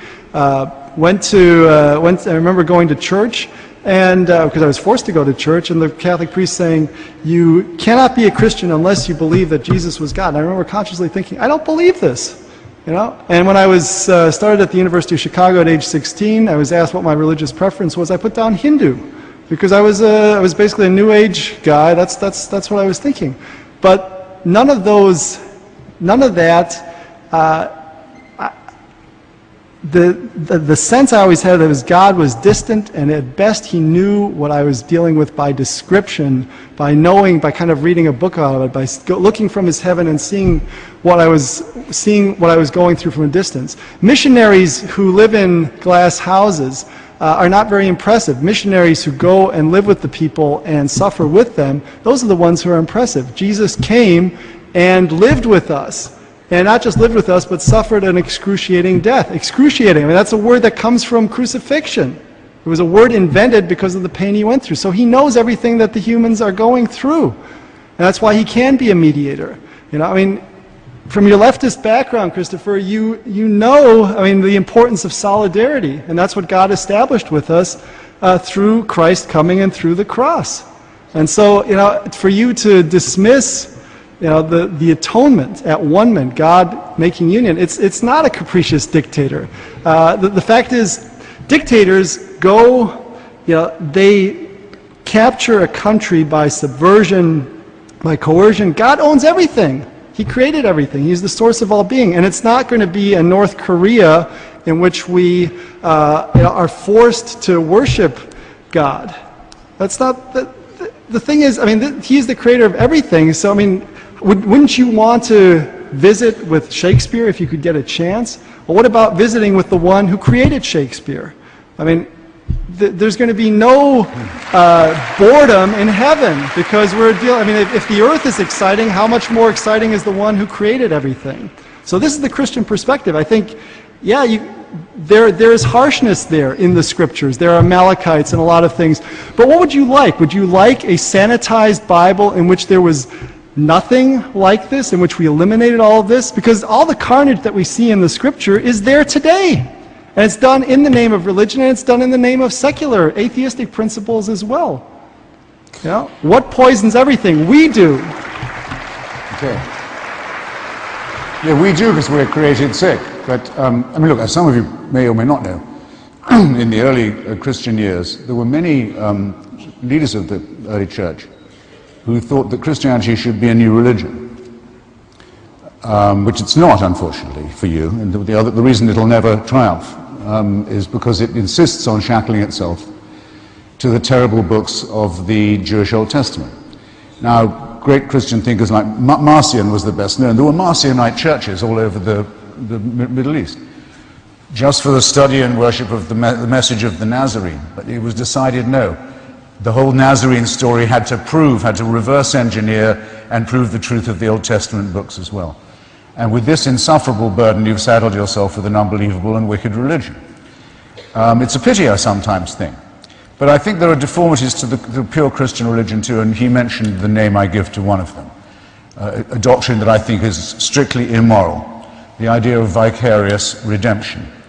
Now, though I say I don't think there's any historical definite proof of this person's existence, because all the accounts of him are so discrepant, there are so many of them that it's enough to persuade me that there must have been some such figure.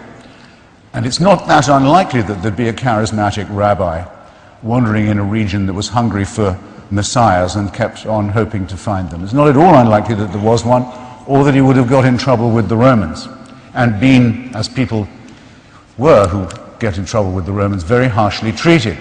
This does not prove, it doesn't even suggest that his birth was divine, or that his father was God, or that his mother was a virgin.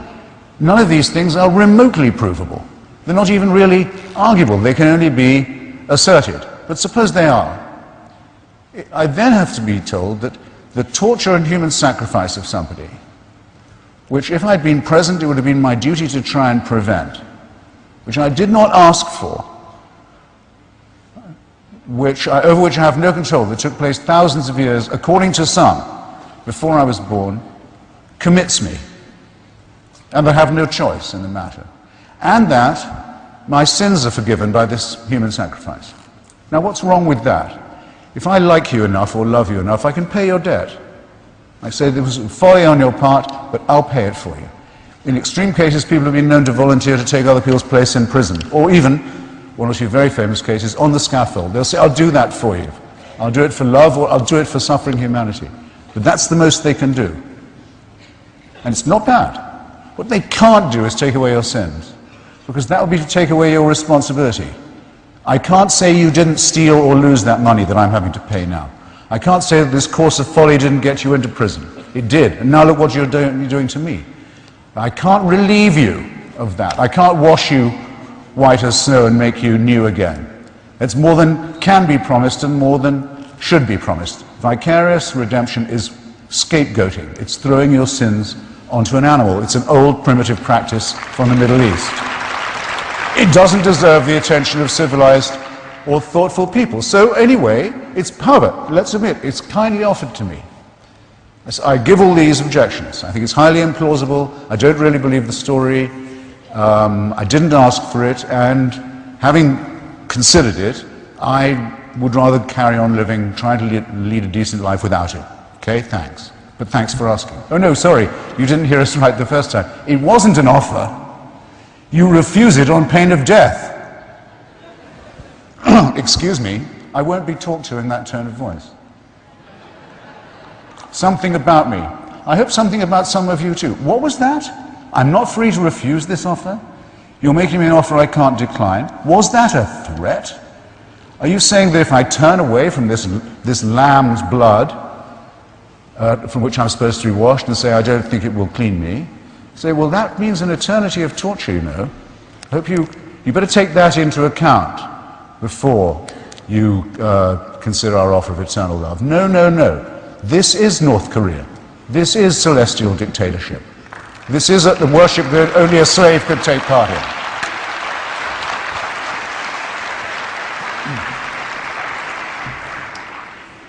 I'm happy to respond to this. I think we've only gone through one question so far. But let me just say this, that you refuse this on pain of death. According to Scripture, we're dead already in trespasses of sins. So the only way we're going to find life, I am the resurrection and the life, he that cometh to me, though he were dead, yet shall he live. That is God's offer of life. And it's remarkable to me that you identify sins with responsibility. I mean, the penal substitution or vicarious atonement, what is it saying? I mean, it's really saying that there's a moral law that all debts must be paid. And that's when you give the examples of the person who pays your debt, who serves the prison sentence for you, who dies the death that you deserve. That is what is at stake. That's what it means to be forgiven. It means that debt is paid and that God will not hold you accountable for it because the debt has been paid. Jesus paid the debt. I'm not sure, to bring in responsibility, of course, you did it. And God remembers that you did it, but he's not going to hold it against you. But the thing is, on atheist principles, what do you mean by responsibility? I mean, you talk to many Darwinists, you're a Darwinist, they will say free will is dead. I mean, something like Will Provine at Cornell. Free will. I mean, in fact, it's good that free will is gone because then you can't punish people for doing things that they were conditioned to do anyway. But the thing is, if you don't have responsibility, if you don't have free will, you don't have responsibility. Responsibility is the ability to respond, to do differently. And on atheist principles, you don't have responsibility.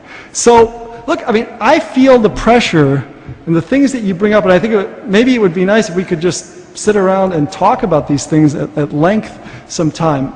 I'm not entirely comfortable with all the theology. I tell my students at the seminary, the Bible is not a book of systematic theology.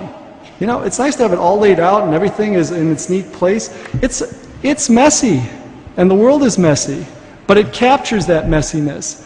And I think it offers hope and it offers truth, and I find it does a better job than an atheistic worldview. Does it do a perfect job? No. I wish it did a better job. Hell, I'm not real comfortable with that. The exclusivity of Jesus Christ, that he is the way, the truth, and the life, the only way. I wish sometimes that that it wasn't quite that harsh a truth. But that's the thing is, I think with worldviews often we're stuck with package deals, and I accept it. But I think there are tensions that we all deal with, and I hope you find them in your atheistic worldview, because I don't think it's all neat and pat. And I think in these debates we sometimes have to pretend that we've got it all down, and I don't think any of us do, really.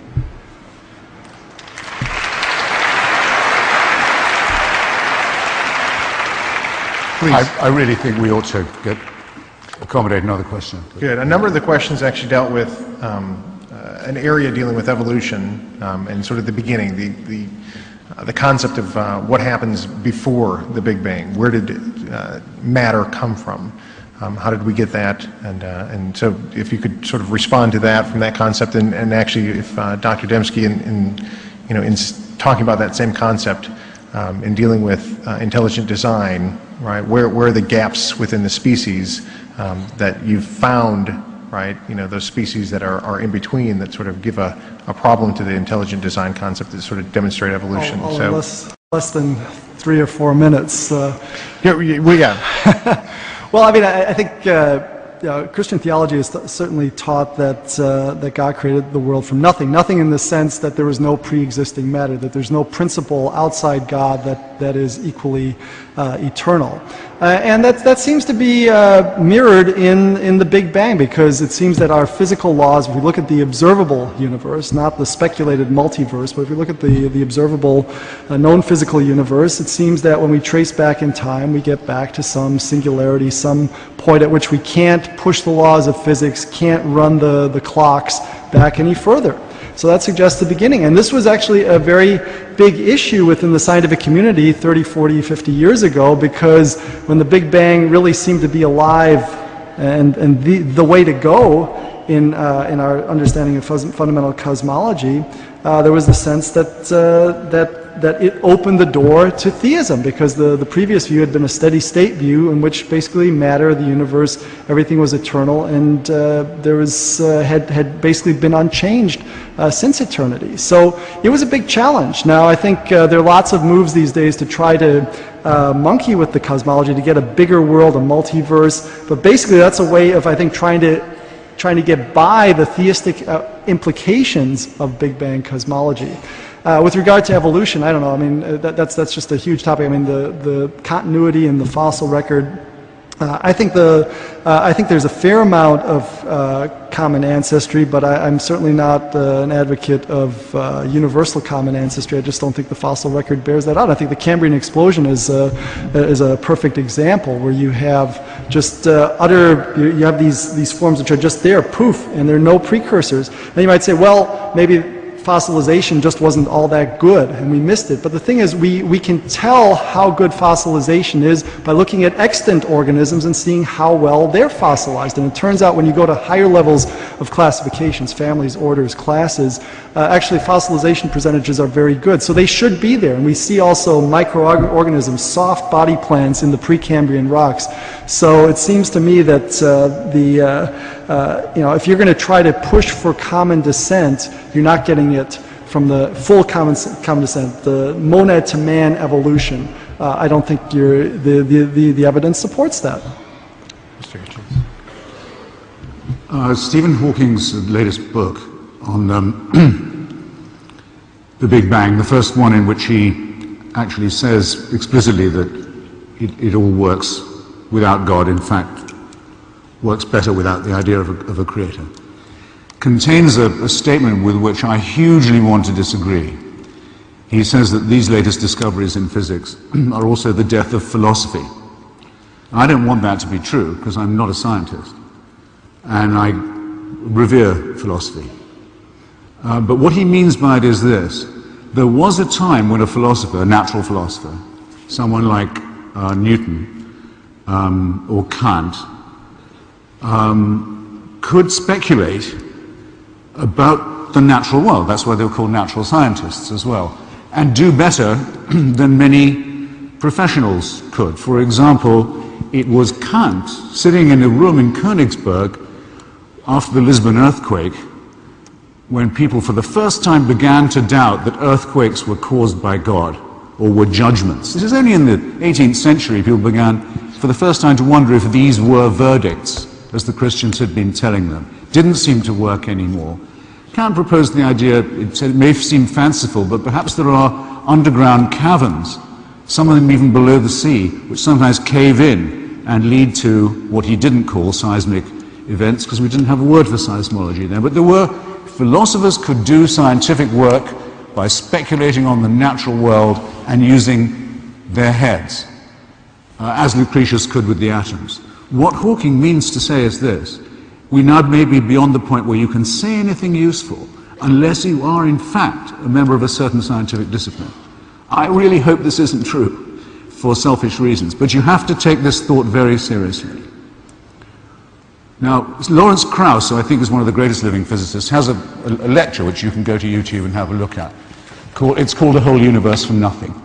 He explains how it is, how with what we now know about the quantum, which is perilously little, by the way, so far, but what we know about it, can claim to know, suggests that actually nothing from nothing isn't as much of a contradiction as it may seem. And that's about the origins of the matter. I recommend that to you. My only philosophical contribution, if you like, would be towards the end of the question, which is a little easier, I think. Whether we came from nothing or not, we are certainly headed for it, or it is headed for us.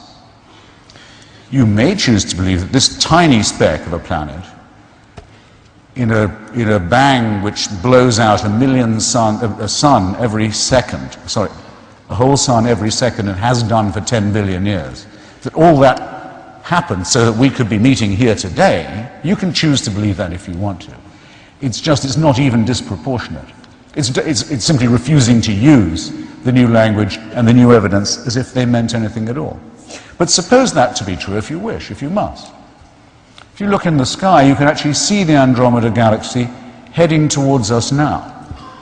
We know, physicists can tell you, the date on which our galaxy will collide with Andromeda. It can be seen with the naked eye, the future. It's over. We don't know whether that will happen first, or whether our sun will join the billions of suns that have blown up, or whether, now that we've discovered that Edwin Hubble's red light shift, showing the speed and rate of the expansion of the universe, the way in which it's flying apart, that, as I said earlier, that speed and rate, this was only found out a decade ago, is increasing all the time, completely contradicting everything we thought before. We're flying apart faster than we thought. A lot of nothingness is coming our way. Now, what design is that a part of, is what you have to ask yourself.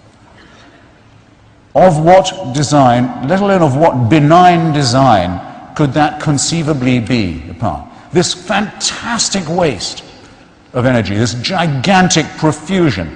Again, it makes God such a tinkerer and such a profligate, just as 99.8% of every species created on Earth since it started has been dispensed with, has gone extinct, has been surplus to requirements. What a waste, what a profusion, what a cruelty, if you want to give it a human or a spirited name. That's what you have to believe. That's the kind of tinkerer, the kind of capricious, incompetent tyrant, obviously so much modeled on our human experience of authority. As it's enough to convince me of what I'm now sure of. Man did not create God. Men and women created many, many, many gods, and always have since the dawn of our history, and still do. And one of those gods may be true, out of all of them, might be real, or all of them could be false, or all of them could be true. And the overwhelming probability, it seems to me, as the cults that attach to each other, is that all of them are false, and for the same reason. They are made up by creatures half a chromosome away from being chimpanzees, and I'm afraid to say it shows. Thank you. Can I respond? Or we have to move on? I know we could continue to go back and forth for quite a while, and I appreciate you guys. As opposed to getting to all the questions, you actually answered a lot of the questions that we had just by going back and forth. So we're gonna actually end up closing with just our final statements, 5-minute final statements. And agreement. I haven't thought of it till now. I'd rather have another question than summarize what I've already said. Would you like to ask each other a question? I'd rather give the audience, I feel we shortchanged the, but you may want to do your closing one, and I don't blame you. I've got my closer, I have a prepared text, and I'm hoping it's going to be a zinger, I guess in the sake of the interest of the people in the audience that we have here, I know many of the schools are going to have to get back. We'll simply, I will say that out of the questions that we did have, you did answer a number of the questions, even though we didn't get to verbalize them specifically. So, Mr. Hitchens, if you'd like to have 5 minutes for closing. Not really, I'd rather have a question. Fantastic. I might take 5 minutes to answer it, but I feel suddenly combative and engaged. How about this? If you don't think I can talk for 5 minutes at the drop of a hat, by the way, you mistake me. Yeah. I can. We'll allow Dr. Dembski to have 5 minutes, and if there's anything you'd like to respond to in that, if there's a question maybe that'll give me something. Fantastic. Dr. Dembski. All right. Well, I'm happy to see that the old Christopher Hitchens seems back in fighting form, so this is good. got to keep things interesting. Okay, well, let me give you my closing statement. In Alexander Schmemann's critique of secularism, he remarked, quote, "It is not the immorality of the crimes of man that reveal him as a fallen being. It is his positive ideal, religious or secular, and his satisfaction with this ideal." Let me read that again. "It is not the immorality of the crimes of man that reveal him as a fallen being. It is his positive ideal, religious or secular, and his satisfaction with this ideal." Close quote. The common criminal knows that he is a criminal and doesn't try to rationalize his crimes or cast himself as a benefactor of humanity. But an ideologue who knows what's best for humanity and cannot find satisfaction until everyone is on board with his positive ideal, with his ideology, such a man can rationalize anything and is truly dangerous. Schmemann's insight captures what's right and what's wrong with Christopher Hitchens' case against religion. Religion can be a problem, yes. Religious people confident that theirs is the only way to build a better world have felt it their moral duty to coerce, torture, and kill others. Hitchens sees this clearly, but secularism can be as guilty as religion in this respect. Secularists confident that theirs is the only way to build a better world have likewise felt it their moral duty to coerce, torture, and kill others. Nevertheless, Hitchens refuses to admit any parity between religious and secular evil. Recount atrocities committed by religious people and Hitchens is delighted, yet another nail in the coffin of religion. But mention a person, community, or movement whose atrocities flow from their secular ideals, and Hitchens changes the subject. And to what subject does he change it? Why, to religion, of course. For instance, mention Stalin and the millions he killed, and Hitchens will tell you how Stalin started out as a seminarian for the Orthodox priesthood, and how Russian Orthodox believers presently make icons of Stalin, complete with halos. Mention the Nazis, the Holocaust, and Hitler. Hitler, by the way, likened Christianity to smallpox, and Hitchens will regale you with how many SS were churchgoers. Mention North Korea and its crazy communist dictators, and Hitchens will inform you that the North Korea is the closest thing he can imagine to the Christian heaven, complete with a holy trinity comprising Kim this, Kim that, and Kim something else. Changing the subject in this way, however, doesn't change the fact that secularism can be just as ideologically driven as religion. The irony is that Hitchens' own atheist crusade is itself ideologically driven. The subtitle of Hitchens' book reads, "How Religion Poisons Everything." Gripped by the idea that religion poisons everything, he cannot allow that religious people, precisely because of their religion, might do good. Hitchens takes this idea to ridiculous extremes in his attack on Mother Teresa. In his 1994 BBC documentary, Hell's Angel, his 1995 book, The Missionary Position, and briefly, in God Is Not Great, Hitchens portrays her as a self-serving hypocrite. In the audience today is my good friend, Mary Poplin, the professor at Claremont. She was in Calcutta with Mother Teresa when Hitchens came out with his book against her. Recently, Poplin published Finding Calcutta, in which she recounts her time with Mother Teresa. Poplin writes, quote, and Poplin and the nuns there were reading your book while she was there. Hitchens also accused Mother Teresa of receiving the best in health care when it was not available to the poor. However, I took an offer to her from a colleague's brother who was involved in developing a new pacemaker to replace her old pacemaker with a new and improved one. She said she could not accept it, but she would accept it for the poor. She also refused another medical offer. When I called and repeated these offers upon her becoming more ill a few months after I left, and that was close to her death, she again refused and asked for prayers instead. My impression is that she mostly received good health care when she was too ill to fight it. And I think I'm going to leave it there rather abruptly. I think in my rhetoric course I would wrap things up, but I'm going to give Mother Teresa the last word. So that's where I'll leave it. Oh, well.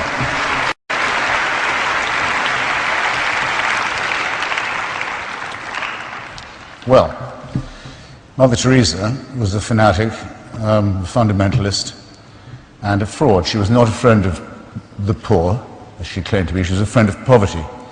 Preached it as a good thing, as a gift from God, something to be welcomed along with other kinds of suffering, wasn't interested in alleviating it, was a friend of the rich, took money from the Duvalier family in Haiti, one of the most obscenely bloated dynastic dictatorships in history, took money from Charles Keating, the man who robbed Americans blind through the Lincoln Savings and Loan, stolen money, all to build convents in her own name, more than 200 of them around the world, in order to found an order that bore her name. This is not modesty either, nor is it humility. It doesn't exhaust my critique of her either.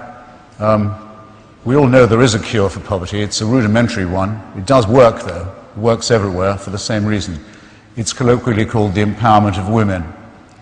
It's the only thing that does work. If you allow women some control over their cycle of reproduction, so that they're not chained by their husbands or by village custom to annual animal-type pregnancies, early death, disease, and so on. If you will free them from that, give them some basic health of that sort, and if you're generous enough to throw in perhaps a handful of seeds and a bit of credit, the whole floor, culturally, socially, medically, economic, of that village will rise. It works every time. Mother Teresa spent her entire life campaigning against that outcome. She said that contraception was equivalent to abortion morally, and abortion was morally equivalent to murder. She was entirely against the only thing that cures poverty. I would say that her preachments led to an enormous increase in the amount of poverty, ignorance, filth, and disease in the world. And I would further add, without embarrassment, that it's off those things that the Roman Catholic Church has always fed and made its living. Otherwise, there would have been no need for the Protestant Revolution, which brings us here today.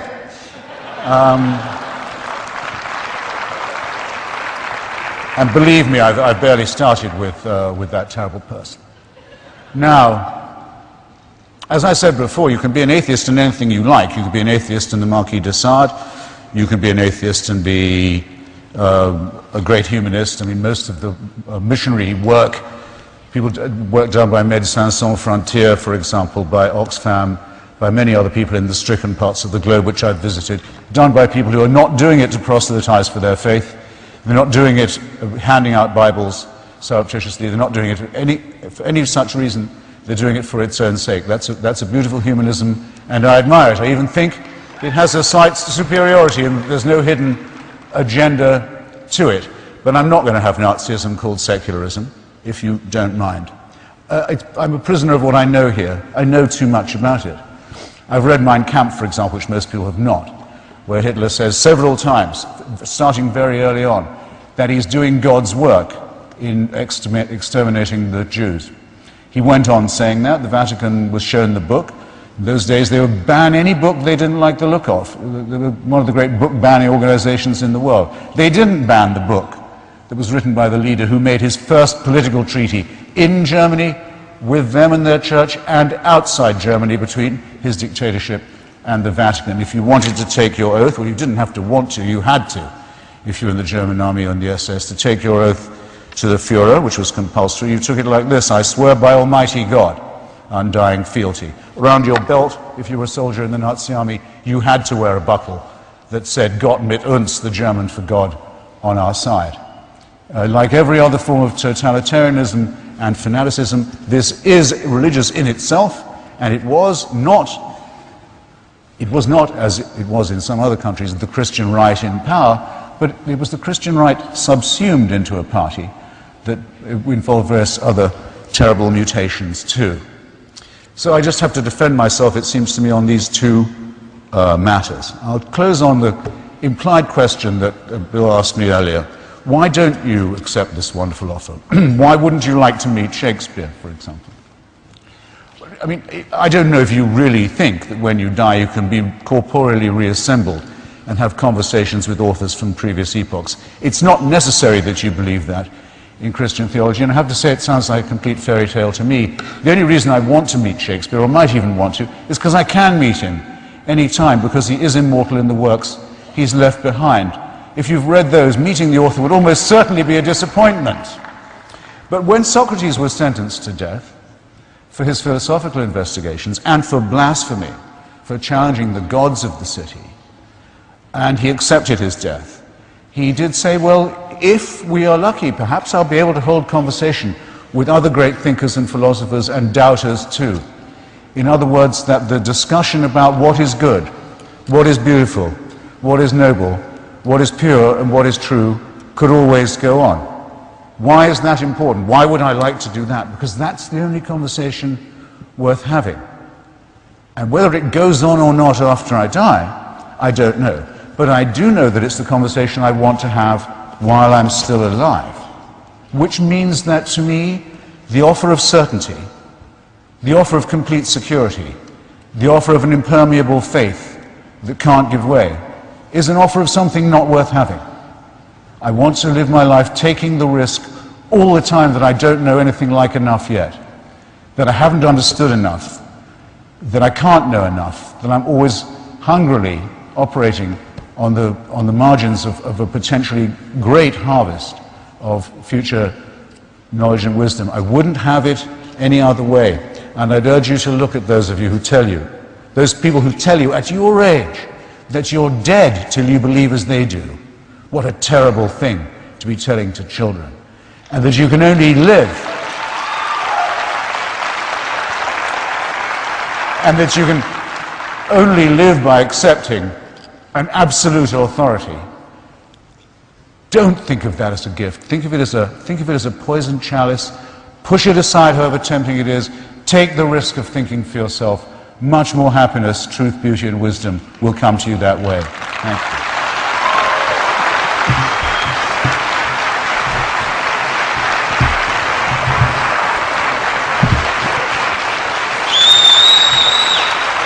Please thank both of our guests, Dr. Dembski, Mr. Hitchens. Yes, yes. Where was I before?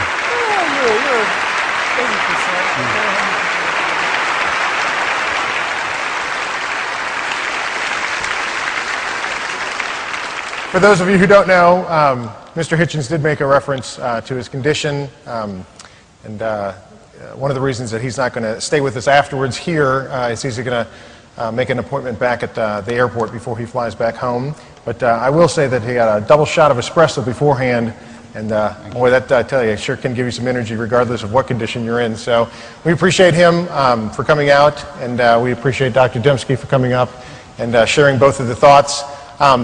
We do have a great opportunity for continuing the conversation, not only here at our school, but there's a great organization here in town called Probe Ministries. Kirby Anderson heads that up, and Ray and Sue Bolin, and some good friends of ours that if you still have questions and you want to get answers, I would suggest Probe Ministries is a wonderful place to go.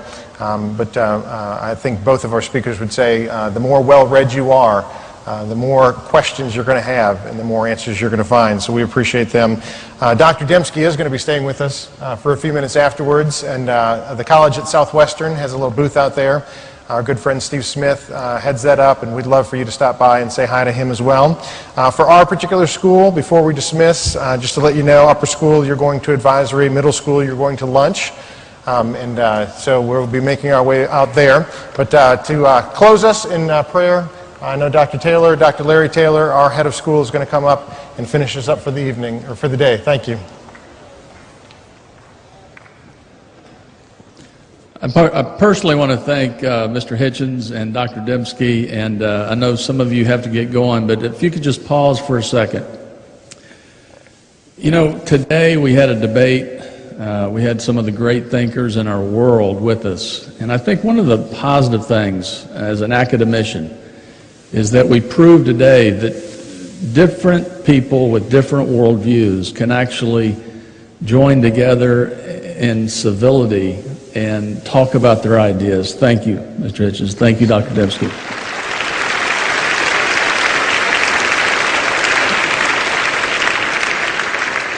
I'd like to close in a word of prayer, but I want to say this before I pray.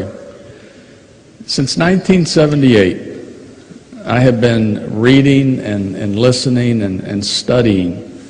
I think the two great thinkers today have also concluded that for the next extra period of time, how many years we live, they don't have all the answers. Mr. Hitchens doesn't have all the answers. Dr. Dembski doesn't have all the answers. And I know, as I said over there, confused with half of the discussion, I don't have all the answers. But since 1978, I have not been persuaded by the atheist worldview. I have been persuaded by the truth that's in God's Word. And it's to that God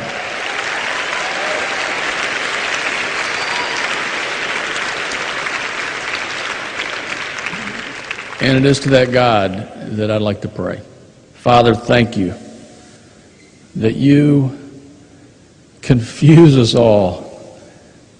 Father, it is confusing to just live today and even to listen to the last hour and a half. It is confusing, but God, thank you that you set an example. Father, thank you that we don't have to aimlessly walk on this earth. Thank you that you left a script, a book that has truth.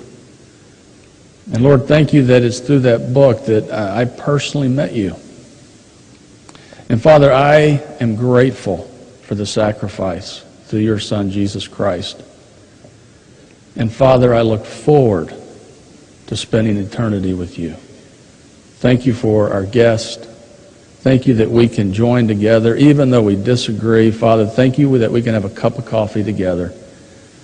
Thank you that through your love and your power, that you transcend even our differences. In your name we pray. Amen. Thank you.